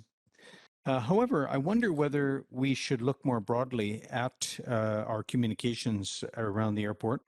And in fact, it's been suggested in one of our correspondents, the suggestion has been made around a website. One of the things I really appreciate with this report is the full description of the profile of the airport. And this is new. And I think that this is, it deserves a website, in fact. I think that beyond the emailing regarding operations, the other element was the website for informing about noise. I think more generally, we should have a website. And one of the recommendations is that under airport webpage, it is not anticipated that a separate airport website would be required. I would like to suggest that we might reconsider this. And I'm going to give the example of the Squamish Community Forest. There are issues around public information, public education, social license, if you like. There's good community interest in this. And so this being recognized, it's anticipated that we will have our district being a partner with the Squamish Nation, we will have a public website before too long. And I think that the airport deserves this for similar reasons. Mr. Plum, I wonder how we might be able to, or could we entertain this as a measure? And whether if it is a matter of cost or administration, the issue is, would the airport ambassador look after this as district staff, or is there some mechanism whereby the community of tenants at the airport can assist in managing a website? I think it's in everyone's interest. So in short, I do think that a website is a good idea sooner rather than later. I wonder whether that might be entertained and how we may be able to deliver this. Chair, yeah, that's definitely something we can entertain. I think the intent right now is just to get things moving as quickly as possible for this summer. And so, but we'll have a look and see if it's going to create significant time delays to go to set up a different website, then we may look at our own page. But if it's something that we can get up fairly quickly, then by all means, we can entertain that. Thank you. Councillor Herford? Thank you. In the report, there's early on, there's the map of the noise sensitive areas. And then later on in the report, on page 34, there's the figure 3.1. So that's page 34 of the report, or page 109 of ours, if anyone wants to look at it. There's airport residential land use context. And the two, they're slightly different areas. And I'm just wondering what each was used for and why there's a differentiation between those two, and particularly the map on page 34, which is the residential land use context. It looks like the polygon they're using just sort of goes off the bottom of the frame. So I'm just curious where that ends. If it ends in the picture, it just doesn't show that it's ending, and why there's a difference between the two, and I guess why there'd be that difference. Like, are they used for different purposes? And was that noise sensitive area not appropriate to use in this context? I'm just not sure why they both exist. Through you, Mayor, I thought I had a copy of the report with me, but I don't actually have one with me. So I think it's over in my bag. So can we pause that question for a moment, please, while I sort that out? Thanks.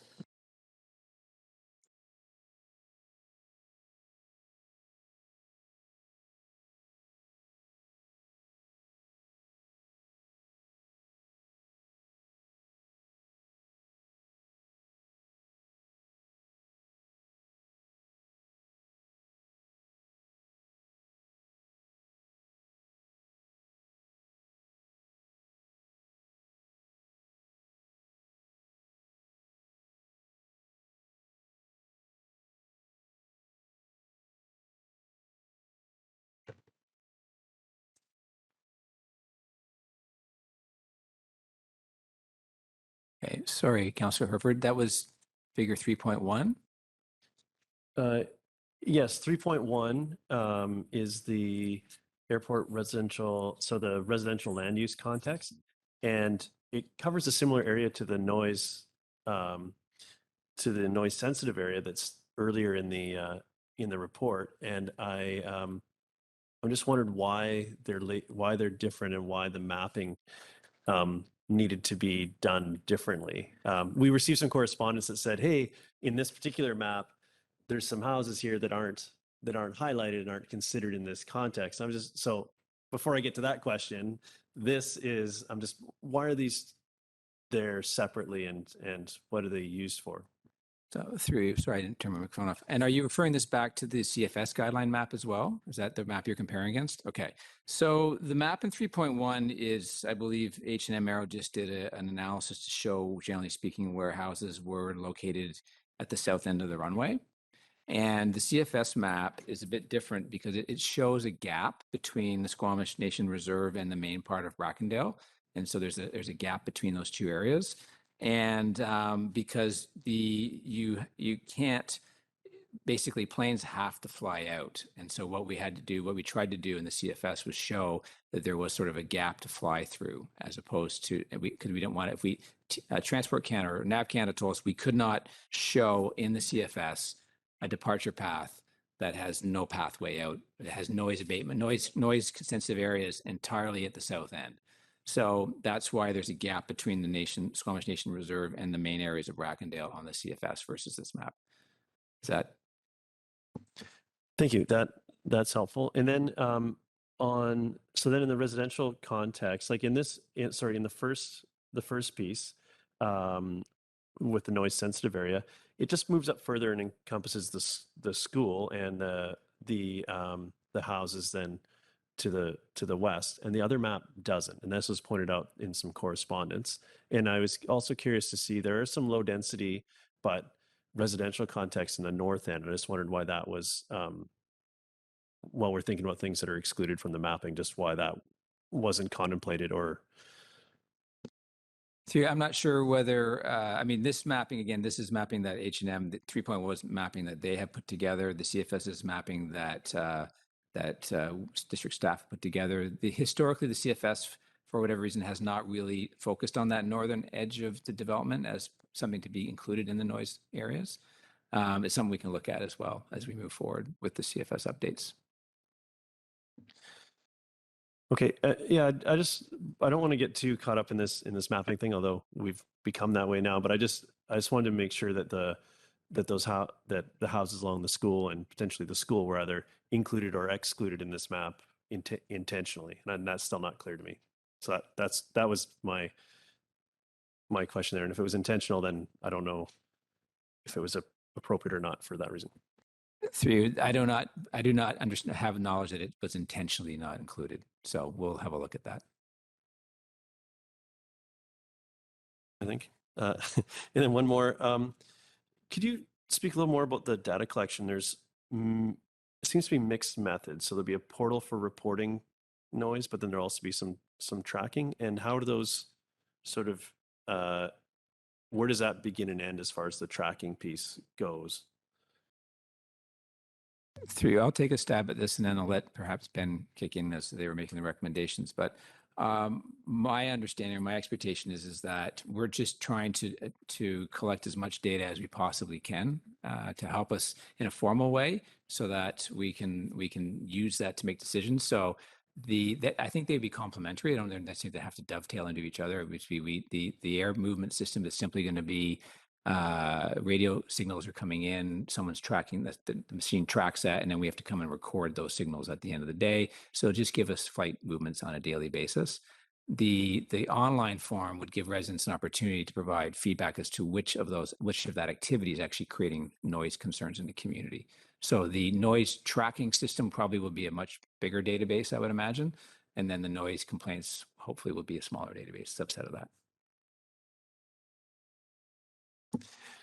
Thank you. That makes sense. And I think just in relation to this, to the residential context mapping, I would like to see some thought given to the areas in the north, especially as we're contemplating something that's going to result in a longer term plan. We want to make sure that we get that correct. It is lower density. We don't seem to be getting a lot of the same sort of intensity of feedback from that area. But as this is supposed to be the first step in a bigger plan, I want to make sure that we're contemplating that those folks as well as we go about making it.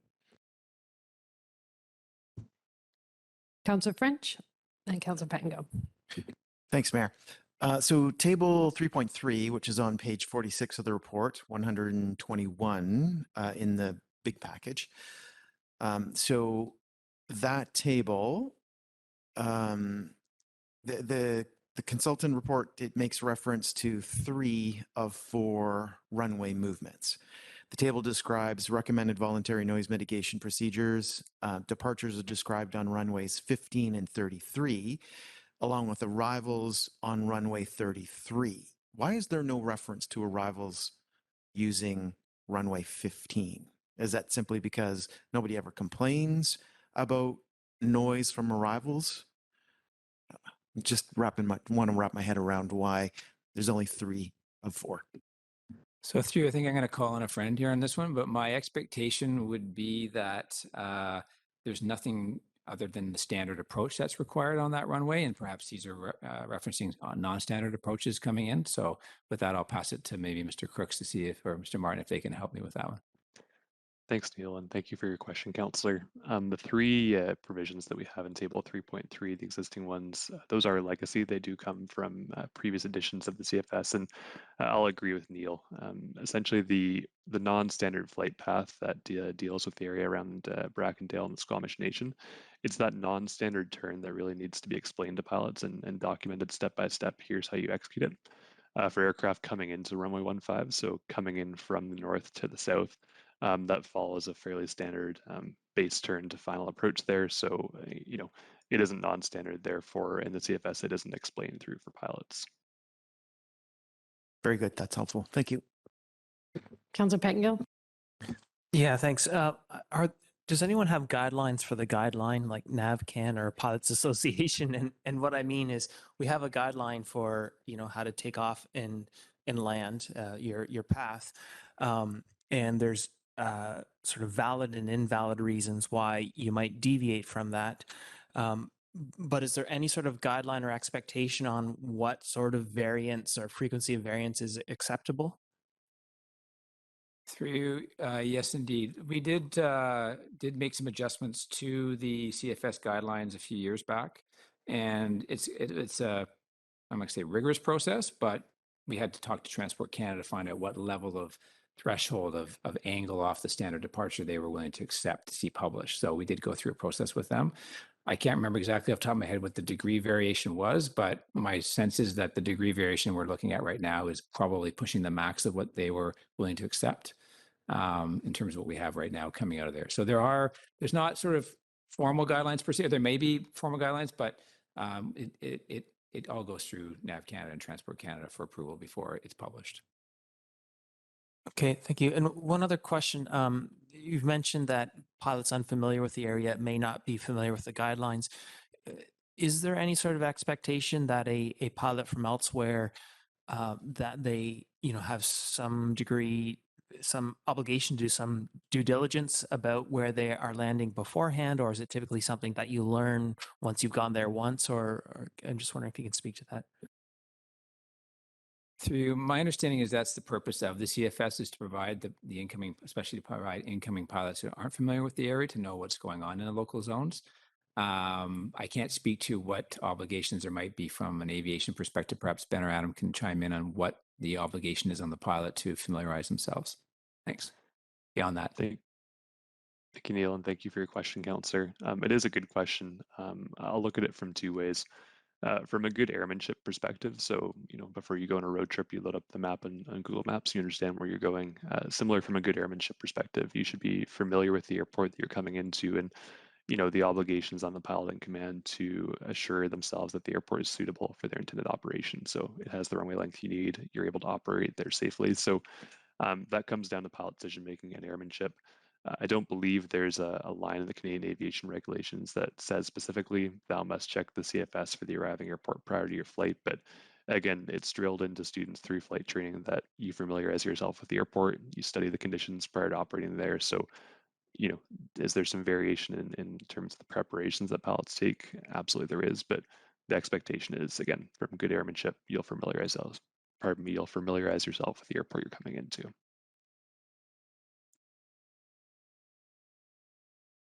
I have a question. Oh, sorry, was that your hand? Go ahead, Councillor Stoner. Thank you. Through the chair, I have a few questions.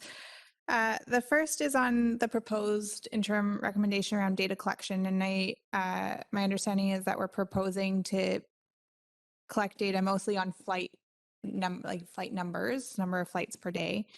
There's a number of requests in some of our communications to date around collecting data on flights that are not following the voluntary CFS flight paths. But what I heard from Mr. Crook is that would actually be quite challenging to measure because they're voluntary guidelines.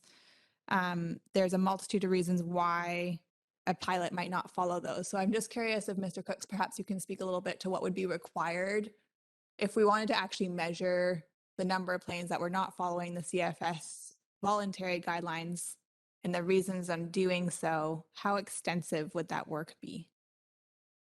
Thank you for your question, Councillor. So I guess I'll talk through the various options that we examined before making our recommendations on the broad category that I'll call aircraft movement tracking. So I think you're correct in your understanding, Councillor. The system that we're recommending be put forward is limited to understanding how many aircraft movements occur per day and what they're doing. So as Neil mentioned, it would be recording the radio calls that pilots make when they're arriving or departing, tallying those up at the end of the day. And that's sort of building out your understanding of, okay, how many movements occur per day and throughout the airport. And that's sort of step one for airports as they go through the data collection process.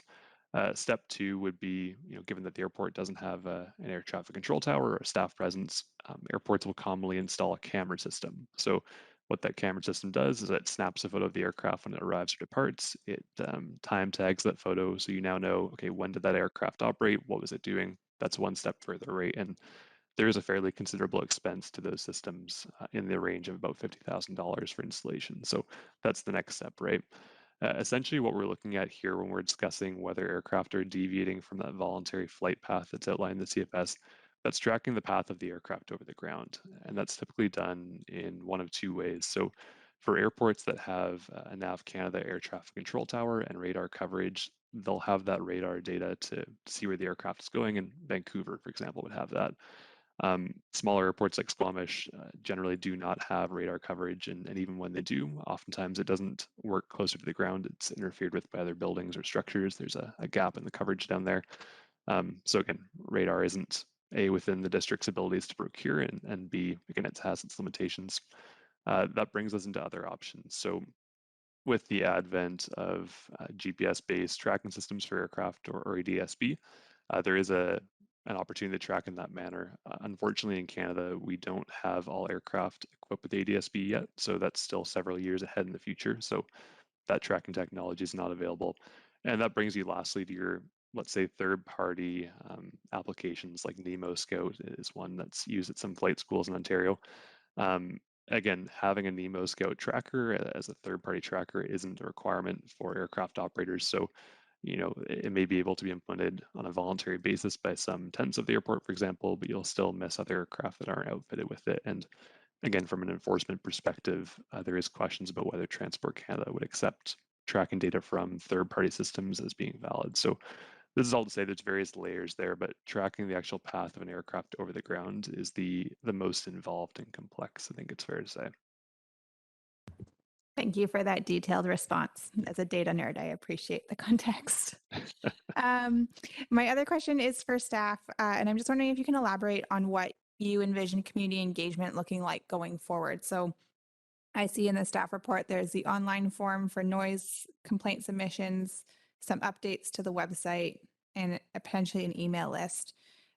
Do those go alongside with some like outreach, communications outreach in terms of social media? How do we let folks know that there's additional information about the airport and that website and things like that?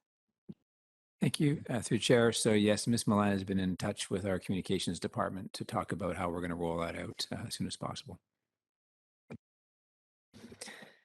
I know in the presentation, we talk about Qualicum Beach having mandatory flight path, but that is enforced, I guess, at the municipality's request by NAV Canada.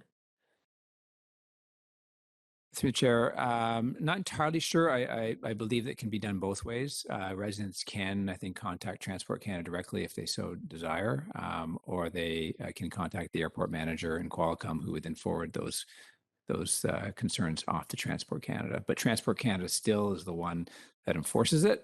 It's their regulations, and it's up to the capacities of Transport Canada to actually follow through on that and to determine what happened. And that is, again, at the mercy of the Transport Canada's capacities at any given moment. But I guess my question to Mr. Crooks or Mr. Martin then is, even if someone reported me as a pilot, wouldn't I say that I made my decision because of wind conditions or a safety reason? Like, the pilot still ultimately has the final say in whether they follow even a mandatory flight path. Isn't that correct?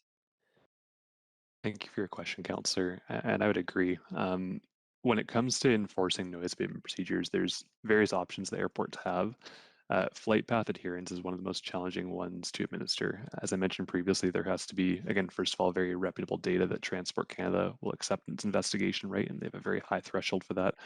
And like you said, Councillor, there are factors that influence pilot decision making, and Transport Canada does weigh those up when investigating and pursuing enforcement. So it's a fairly high bar, I think it's fair to say, for Transport Canada to take enforcement action on a instance of alleged noncompliance. If it's a time of day provision, you know, let's say you've set a curfew at 10 p.m. at your airport, and that's enforceable through a mandatory procedure. It's easy to say this occurred at 10:30, right? They departed willingly for a recreational flight. That's in or that's out. Flight path adherence is a very challenging one to enforce, even as a mandatory procedure per the aviation regulations.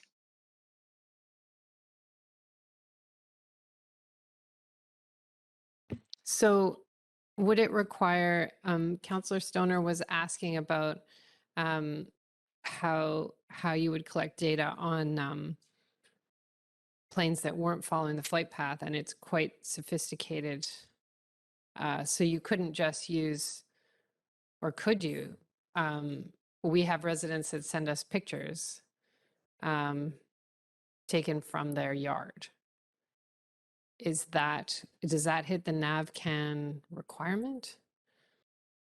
It's a fair question, Councillor, and I'll use an example from a previous project we worked at in Oshawa, Ontario, where we walked through the mandatory noise approval process with Transport Canada.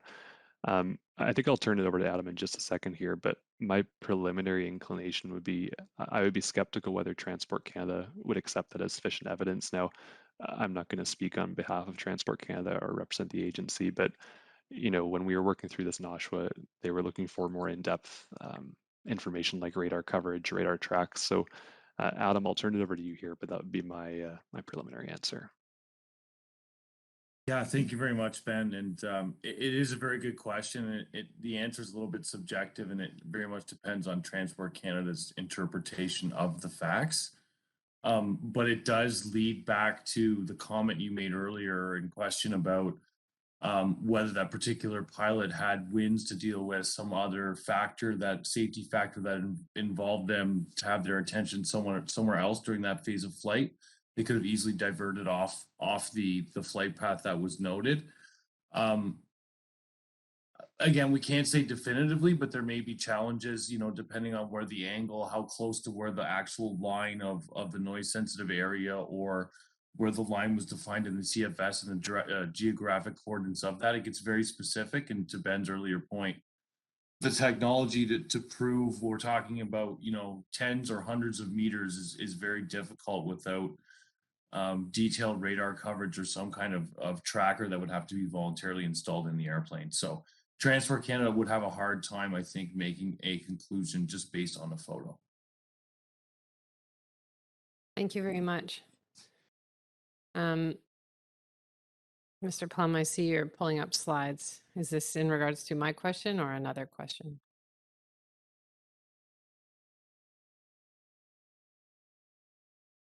Your microphone's on. Yeah, and I think the only thing I just wanted to add to that is, again, in looking at our CFS right now, if we're looking at mandatory guidelines, what we saw at Qualcomm, for example, and their mandatory procedures is that this line that you see coming straight out on the angle from the airport is not a line under mandatory noise abatement procedure. It becomes a cone, so it spreads out quite significantly to give pilots that flexibility to administer the wind conditions. I suspect it would still be, up to Transport Canada to determine through the investigation what would happen if they weren't following that. But again, pilot safety is always still paramount at the end of the day. Thank you. All right, and then I know councillors have asked about engagement, but there is a much more in-depth engagement in the process, step 6 or 7, Yeah, I think. Step 7. So in the winter of 20. That's later in 20, early 23. Sorry. That should be winter 2022, isn't it? Yeah. No, January. January, February was our expectation. Oh, that winter, Yeah. not November, Yeah, December. Yeah, early. Yeah. Okay. Sorry. Okay, and so that's where we take what we've learned from this interim report, what we learned from the summer season, and our website data, and the number of and the movement tracking system. We put it all together. We go to the community and say, these are the facts, and can present a longer term strategy. And that's when council would start to turn its mind to the long term strategy and signing longer term leases. Thank you, through the chair. Correct. And we will also be doing some economic development analysis prior to that as well. So that I think our intent coming to the community in step 7 early next year is to get a sense as to what level of development and activity at the airport the community can support. And you'll see in the spring and summer column on the far right, coming out of that final report, we've identified that there is, some expectation we'll be entering into long-term lease negotiations with the existing tenants, but we've branched off there to the right beyond that. So anything beyond the existing tenancies is considered to be future due diligence, and it says in the first bullet, additional tenancies if desired, and that means if supported by the community and council. So that's important to distinction there. Thank you. Okay, I've just got one more question. So hopefully not, but if we had a wildfire event and suddenly there was a lot of activity at the airport this summer, how would we discern between what would be more typical and what was caused by an emergency event that might increase the traffic dramatically? Like, how would we explain that? I'm not sure I'm qualified to answer that question. I'm not sure whether Ben or Adam would like to take a stab at that. Or perhaps it's something we can find out and get more details from the existing operators and our emergency coordinators to how that would play out. I think I can take a stab at it from HM's perspective. I mean, if we're seeing an uptick in movements from the aircraft movement tracking system, I think Neil's right. We could likely reach out to operators of the airport, Black Tusk, Blackcomb, BC Wildfire Service, for example, and confirm whether suppression operations were happening at that time. And if there are resident concerns being submitted on an increased basis during a wildfire period, I mean, I think we'd be able to look at the instances of known wildfire events and sort of tie those two together there. So I don't know if we'd be able to directly causate a single resident noise concern with a wildfire helicopter or not, but you know, you can start putting those linkages together. So I'm not sure if that addresses your question or not, though. No, I think, I'm not sure any resident would complain about wildfire suppression support out of the airport because it would save their home in the end. But just what we're hoping is that what we'll measure this summer is a typical summer. And so if we do have fire suppression activity that happens out of the airport, it would just be helpful to be able to say to the community, it was this many movements over the summer, but 30% of that is based on our estimation was related to the fire suppression efforts and not just the typical movements that we would expect from our existing tenants. So I just want to make sure that's possible. So, yeah, I would expect that when there's an event like that, we'll be tracking that data and comparing it and understanding and isolating that out from the regular traffic when we report back. Okay, great. Any other questions? Councillor Anderson and then Councillor Herford. Mr. Plum, you mentioned that you'll be working with our communications department on some aspects of our outreach program. Each year prior to the COVID episode, the Flying Club has organized a community airport day, and I've attended several, typically late August, and I found them to be great opportunities as a non-aviator to learn some things from yourself in the past, Mr. George Miller, and others in the community up there. Looking at the implementation strategy, figure 11.1 in the report, I see that in August you may be proposing the installation of an airport ambassador. I wonder whether there may be opportunity to utilize such an event, that Community Airport Day, and working with the ambassador, if that person may be in place at that time, to organize some presentations or static displays regarding our strategy initiative and its status, the status of our interim recommendations. It seems to me, having attended the event in the past, that there may be opportunity to bring in a new, broader audience from the community and highlight ahead of time to the community that we'll be there to answer questions regarding the airport strategy. Through the chair, thank you. That's a great suggestion. Thank you. Councillor Herford. Thank you. I forgot to ask about, there was some, I know that the sort of the movements and like this, the noise bit has been investigated previously, and I know that there's some members of our community that would prefer to see some changes at this point rather than further study to understand the current state. So could you speak to the challenges of the data that we currently have that we're creating this opportunity to sort of fill that void? Yeah, I mean, the data we have it doesn't sort of indicate how widespread through the community the noise concerns are coming in. They seem to be coming in from sort of a specific area, and it tends to be, closer towards the end of the runway and departure paths, right? So we haven't got a sense as to, how widespread this is. We don't have a formal way yet of really tracking when it's occurring, these types of things.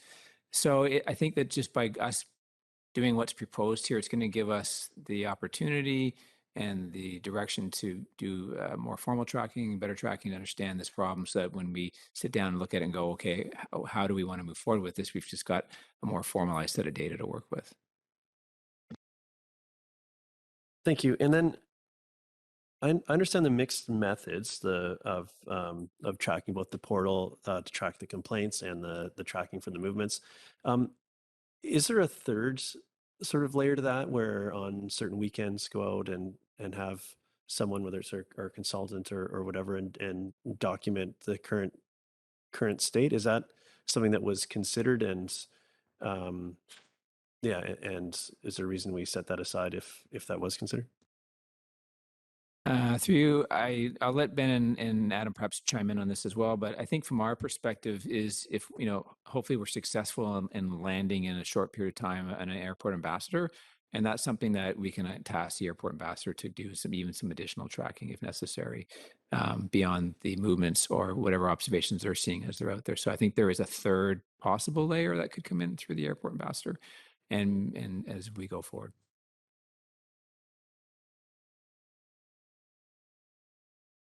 You good? All right. That was a great discussion. Thank you for answering our questions. Council staff recommendation is to endorse the interim recommendations. Moved by Councillor Stoner, second by Councillor Herford. Councillor Stoner. Thank you. Through the chair, I'm happy to support the interim recommendations of this report and thank staff and our consultants for the work done to date.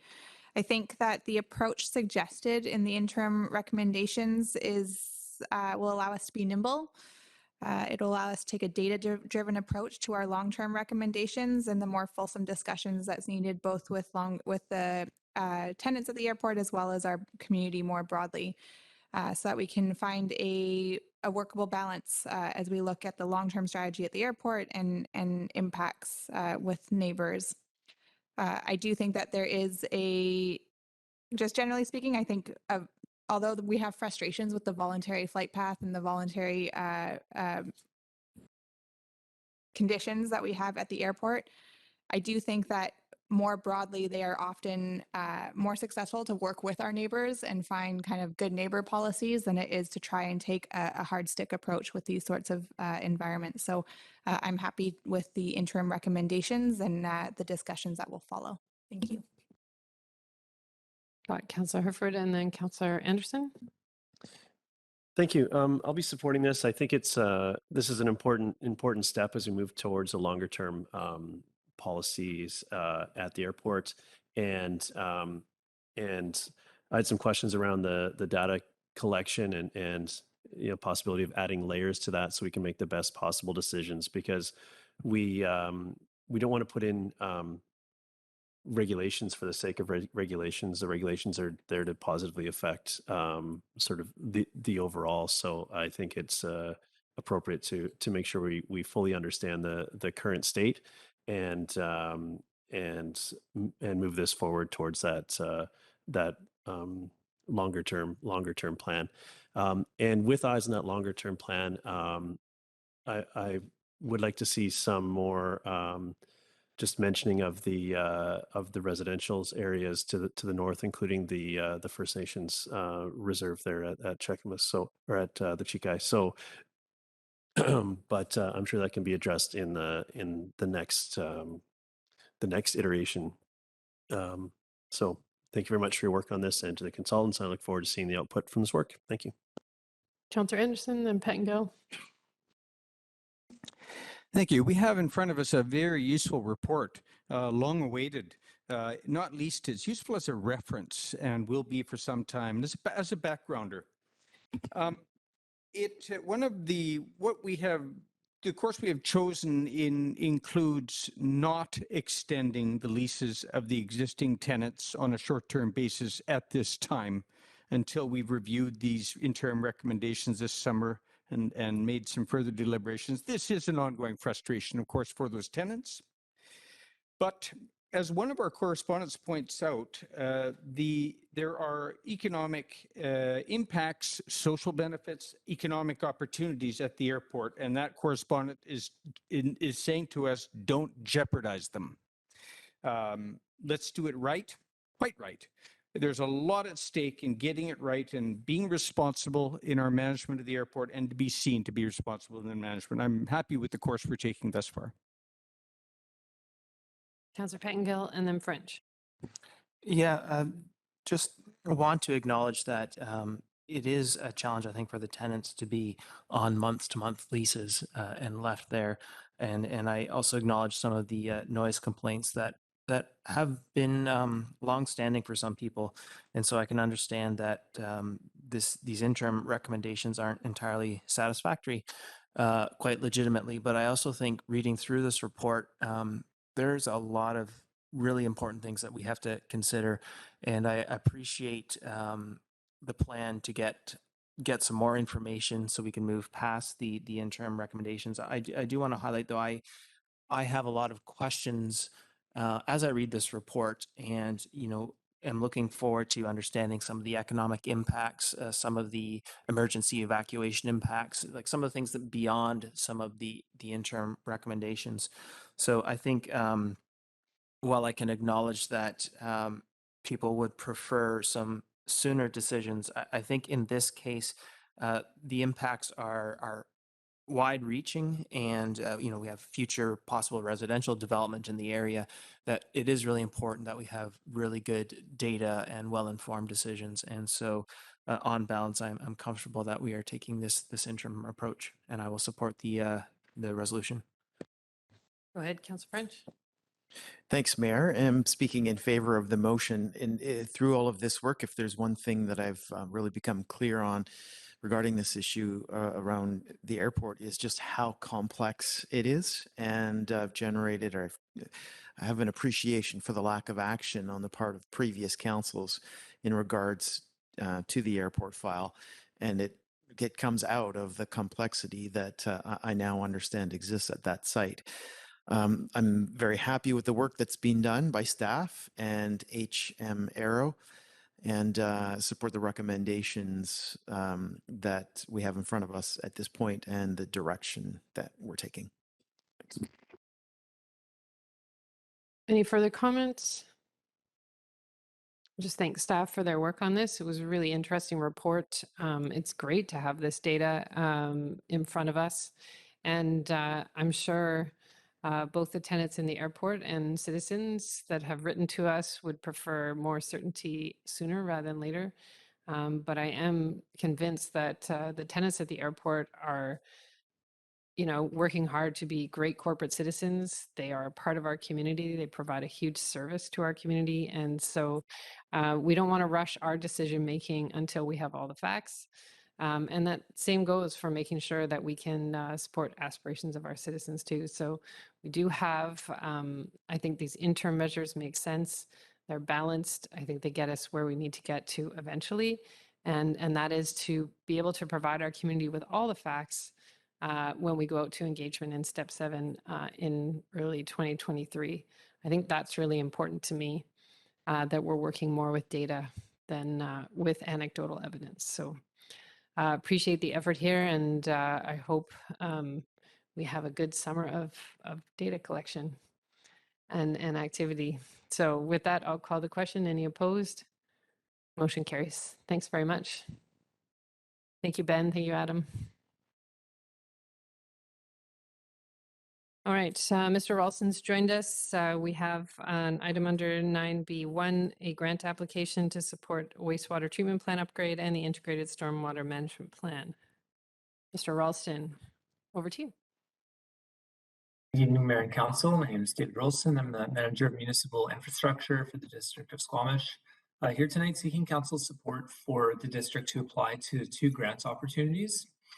The Gas Tax Strategic Priorities Fund offers funding for up to 100% of project costs, up to $6 million for capital infrastructure projects and capacity building projects, or those are basically studies. Municipalities are eligible to submit 1 application for capital projects and 1 for capacity building projects. The program's objectives are to provide funding for large-scale, regional in impact and innovative projects that enhance productivity and economic growth, a clean environment, and strong communities. The projects can fall under a wide range of infrastructure categories, so that provides quite a lot of flexibility. The upcoming intake, which closes on June 30th, will see an investment of $100 million spread across British Columbia. Staff have reviewed the grant objectives as well as projects approved in the current financial plan in order to assess priority projects that are most likely to receive funding. And staff believe that the most eligible projects are under the capital infrastructure stream, wastewater treatment plant upgrades, and under the capacity building stream, the Phase 3 integrated stormwater management plan. Just for some brief background on these projects, the district's liquid waste management plan identified a need to upgrade the wastewater treatment plant in order to accommodate ongoing community growth and to comply with provincial standards. The district has completed a pre-design study and selected the addition of a third treatment train as the preferred option to upgrade the capacity of the plant, and the design for that is well underway. This project is in the current financial plan, and if the district is successful with the grant, it would subsidize costs and would not commit the district to any additional costs. So staff intend to apply for the maximum grant amount of $6 million for that project. For the integrated stormwater management plan, this is the third phase of creating ISMPs covering the entire developed area of the district. The district created a Phase 1 ISMP in 2019, which was a district-wide asset management-based plan that established goals and objectives for more detailed catchment-based ISMPs to follow. In 2022, Council endorsed the district's first catchment-based ISMP for the Howe Sound and Squamish River watersheds. The Phase 3 ISMP will cover the next two priority catchments, which are called Squamish River East and Mampum River. So these catchments include the neighborhoods of Brackendale, Garibaldi Highlands, Garibaldi Estates, and Tantalus Road. Originally, these two catchments were envisioned as having separate ISMPs. However, through experience gained through our work to date, staff believe these two catchments can be combined into a single ISMP. Detailed scoping for this project is currently underway. However, at this point, we anticipate that we'll apply for $300,000 under this grant opportunity. The plan is currently funded from municipal sources, so if the district is successful with the grant, it would subsidize district costs and would not commit the district to any additional costs. And so with that, I'll move to the recommendations, which are that the District of Squamish support the wastewater treatment plant upgrade grant application under the Strategic Priorities Fund Capital Infrastructure stream, and that the District of Squamish support the Phase 3 Integrated Stormwater Management Plan grant application under the Strategic Priorities Fund Capacity Building stream, and that the district agrees to fund costs in excess of the grant amount and commits to grant management for both projects. And so with that, I'll hand it back to Council for any questions or comments. Thanks, Mr. Wilson. Councillor Stoner. Thank you, Mr. Wilson, for the presentation. Through the chair, just a quick question. The proposed work on the wastewater treatment plant upgrade is in addition to the work that we're currently doing. Is that correct? It is a part of the work that we're currently doing. So we're doing preparatory work currently that is to facilitate the overall wastewater treatment plant upgrade, but it is all sort of part of a single project. Thank you. Councillor Pettingill. This may be just a procedural question, but we've gotten a few grants that I would consider similar to this, where it seems consistent with our strategic plan or operational plan, saves us money. So I'm assuming the reason these come to council is because council endorsement is required by the funder, or we believe it would be helpful in the application. And I guess I just want to make sure we don't have something in our procedure or bylaw or something that requires these to come before council, because they seem sort of obvious to pursue. Through the chair, thank you for the question. Yes, it is a requirement of the grant funding agencies that our grant applications be accompanied by a council endorsement or council support for the application.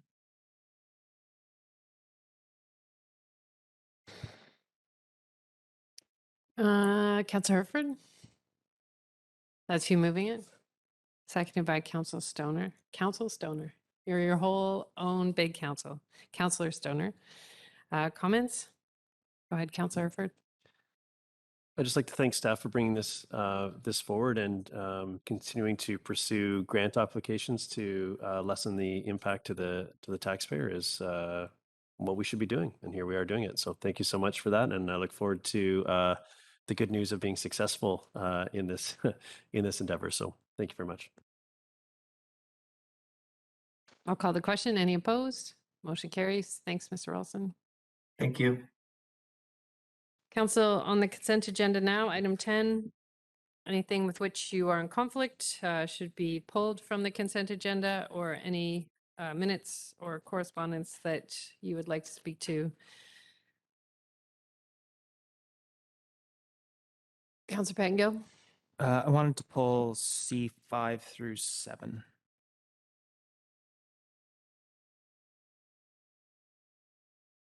Councillor Anderson? Yes, I wish to pull item number 4, the fur bearers letter, as well as the staff update SORCA memo, please. Okay, just for clarity, we will address those items in item 13. And unless your question on the SORCA memo is very basic, it would get referred to committee of the whole. All right, just someone want to move the remainder of the consent agenda? Moved by Councillor Stoner, second by Councillor French. Any opposed? Motion carries. We have nothing under item 11. Correspondence under item 12, that correspondence from D. McKellar be referred to the Director of Engineering for investigation and response. Moved by Councillor Stoner, second by Councillor French. Any opposed? Motion carries. That correspondence from Diamond Head Medical Clinic be referred to the GM of Community Planning and Sustainability for investigation and response. Moved by Councillor French. I'll second that. Any opposed? Motion carries. We forgot part of our proclamation request from Logger Sports also required us in the proclamation to proclaim that it is an event of municipal significance in order to obtain a liquor license. So does someone want to move that proclamation with the addition? Moved by Councillor French, seconded by Councillor Stoner. That's so they can get their liquor license. Yeah. Any opposed? Motion carries. That correspondence from Sora be referred to the mayor's office for response. I don't know. I think councillors have responded individually. So anyway, I don't mind if you refer them to my office. It's moved by Councillor Stoner, second by Councillor Herford. Councillor Stoner? I did respond to these individually. I just wanted to thank the students for taking the time to reach out to council with their concerns. The only reason why I would continue to refer it to the mayor's office for a response was if there was any particular follow-up that council wanted to see in terms of any of these items on an agenda. But I don't specifically want to, but I just wanted to have that discussion. So I don't necessarily need to refer it to the mayor's office for a response unless anybody on council wanted to action it in some way. Well, I'm happy to write a response. Call the question. Any opposed? Motion carries. Correspondence from Nikki be referred to the mayor's office for response. Moved by Councillor Stoner, seconded by Councillor Pettengill. Any opposed? Motion carries. Correspondence from Nelson and Sienna be referred to the mayor's office for response. Moved by Councillor Herford, seconded by me. Any opposed? Yes, Councillor Pettengill. I also responded and I did receive a quick response from the teacher, just sharing that the students really appreciated being heard and felt they're really quite excited. I guess they're on a mountain bike trip and are due back towards the end of the week, but I guess it has apparently had a good impact, our responses. It's important to demystify local government. So any chance we get to engage with young people and make them feel part of the decision-making process, I think is important. Any opposed? Motion carries. Councillor Anderson, letter 4 about the fur bearers. Yes, I wish to move that this letter be referred to WildSafe BC Squamish Littlewood Regional District, as well as to the Squamish Visitor Management Roundtable, if they may have a central contact person. I imagine they do.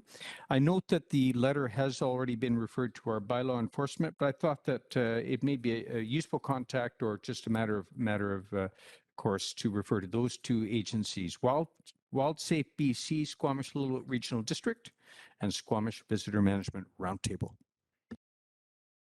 think we have a visitor management coordinator for the summer. Do we not, Mr. Buxton? I believe we do, yes. So maybe directly to that staff member who sits at that table, just so that it goes to someone. All right. Is there a seconder for that? Seconded by Councillor Herford. Any opposed? Motion carries. Councillor Pettingill. Yeah, I just wanted to move that these be referred to staff. I think they're relevant to the discussion we had earlier and the ongoing engagement and decision making we'll do. So I think it's just useful to refer these to staff. I'll second that. Certainly there's clarity that needs to be provided to some of the claims in the letters and correcting some of the misinformation. So I'll call the question. Any opposed? That carries. Councillor Anderson on the SORCA note. Thank you. I would like to move receipt of this letter, but I'd like to pass on a comment and just for our consideration. The SORCA organization has some time ago have presented to us a plan for a front country recreation or a trail inventory. And one of the things I noted at that time when we received that report was the lack of mention of Crown tenure holders, including forest tenure holders and including our community forest in their engagement plan. And I note the same lack of reference in this memo. On page 2 of the memo, there is mention of, I quote, continual and active engagement with Squamish Nation, Rec Sites and Trails BC, District of Squamish, and private landowners, but no mention of Crown Forest tenure holders or other Crown Recreation, for example, tenure holders. So I just wanted to note that in moving that we receive this letter.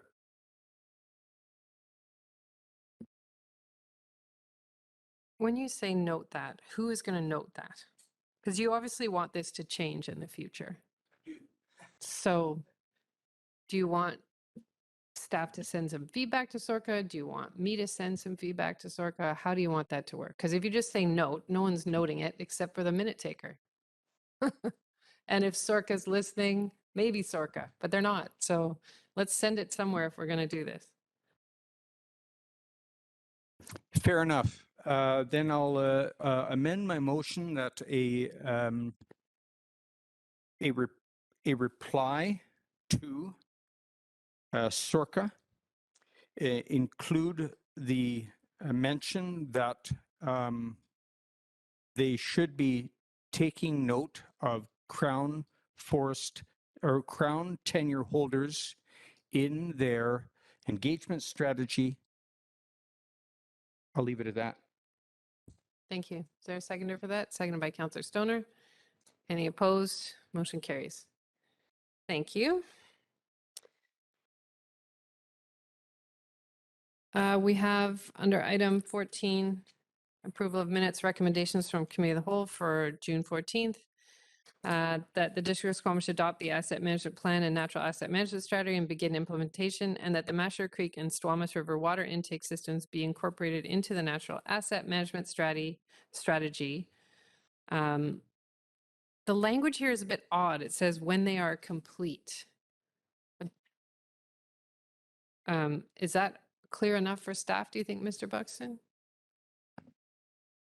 Yes, I believe so. I think we left that meeting with the understanding of where we're going. Yes. Okay. Does someone want to move that? Moved by Councillor Herford, second by Councillor French. Any opposed? Motion carries. That a district approve the 2022 Squamish Transit Future Action Plan. I'll move that. Second by Councillor Stoner. Any opposed? Motion carries. That council receive the 1005-1009 Raven Drive rezoning report, and that it go forward to consideration of first and second reading. Moved by Councillor French, seconded by Councillor Anderson. Any opposed? Motion carries. That the Senior Center Society Progress Report be received for information and referred to staff for follow-up if needed. Moved by Counselor Stoner, seconded by Counselor Herford. Any opposed? Motion carries.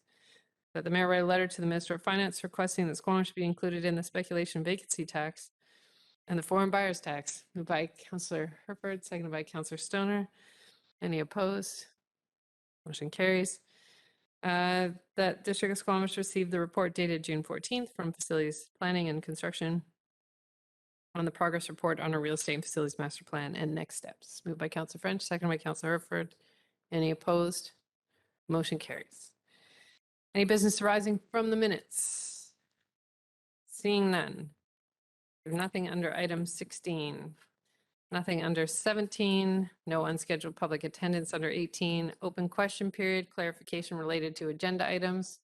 Cameron, any questions? No, you're good. Okay, anyone online that might ask a question, Harley?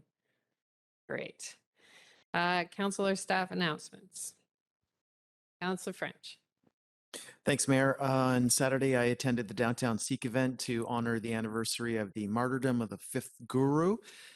Let me say downtown was alive. It was great. The Sikh festivities filled Junction Park, while the farmers market was also taking place in its usual slot. Community was truly on display downtown, and I saw many people that I recognized and far more that I didn't. Great event, tons of fun, and it'll continue this Saturday with the beer festival. And the first ever open street event downtown. Of particular interest there to me is an air hockey table that will be set up on Cleveland Avenue and available for anyone interested in playing. There are all kinds of great things planned in addition to air hockey. So I'm looking forward to downtown on Saturday, once again being alive and active. Did anyone else have their hand up over here? Councilor Stoner, and then I'll come over to you, Councilor Pettingill. Just note that today is National Indigenous People's Day, and I was up at Totem Hall earlier before council meeting to celebrate some of the festivities up there. There was lots of craft tables, weaving, beading, leather carving, all kinds of exciting events, as well as drumming. And it was really lovely to gather with the community up there and thank them for hosting the events for today. Thanks. Councilor Pettingill. Yeah, I had the opportunity on Friday evening. The leader of the BC Green Party, Sonia Furstenau, was in town and had a session with My Sea to Sky and others talking about wood fiber LNG. It was quite interesting. And then I ran into Sonia again on Saturday at the Sikh parade. And Councillor French is correct that downtown is just bumping right now. I after COVID have been, enjoying the personal interactions, but I'm starting to feel a bit worried if I can survive it all. I just left the weekend exhausted because there's so much going on, which is, I think, maybe a good problem to have. And I also had a brief opportunity to attend the renaming of the Stopma School. I'm afraid my attendance there was brief because I had to get back for this meeting, and I am not ready to attempt the new name. But what I saw was the beginning of a really wonderful ceremony. There's elders present, and I'm excited to actually hear the new name. And it's just a fantastic school and fantastic community there, and it's a real jewel in Squamish. So thank you to everyone there who put that on. Thanks. All right. We don't need to close. Motion to terminate. Moved by Councilor Stoner, seconded by Councilor Herford. Any opposed? Motion carries. Thank you, Council, for the discussions tonight. Thank you, staff who supported us. Thank you to the community who came out this evening. Thank you.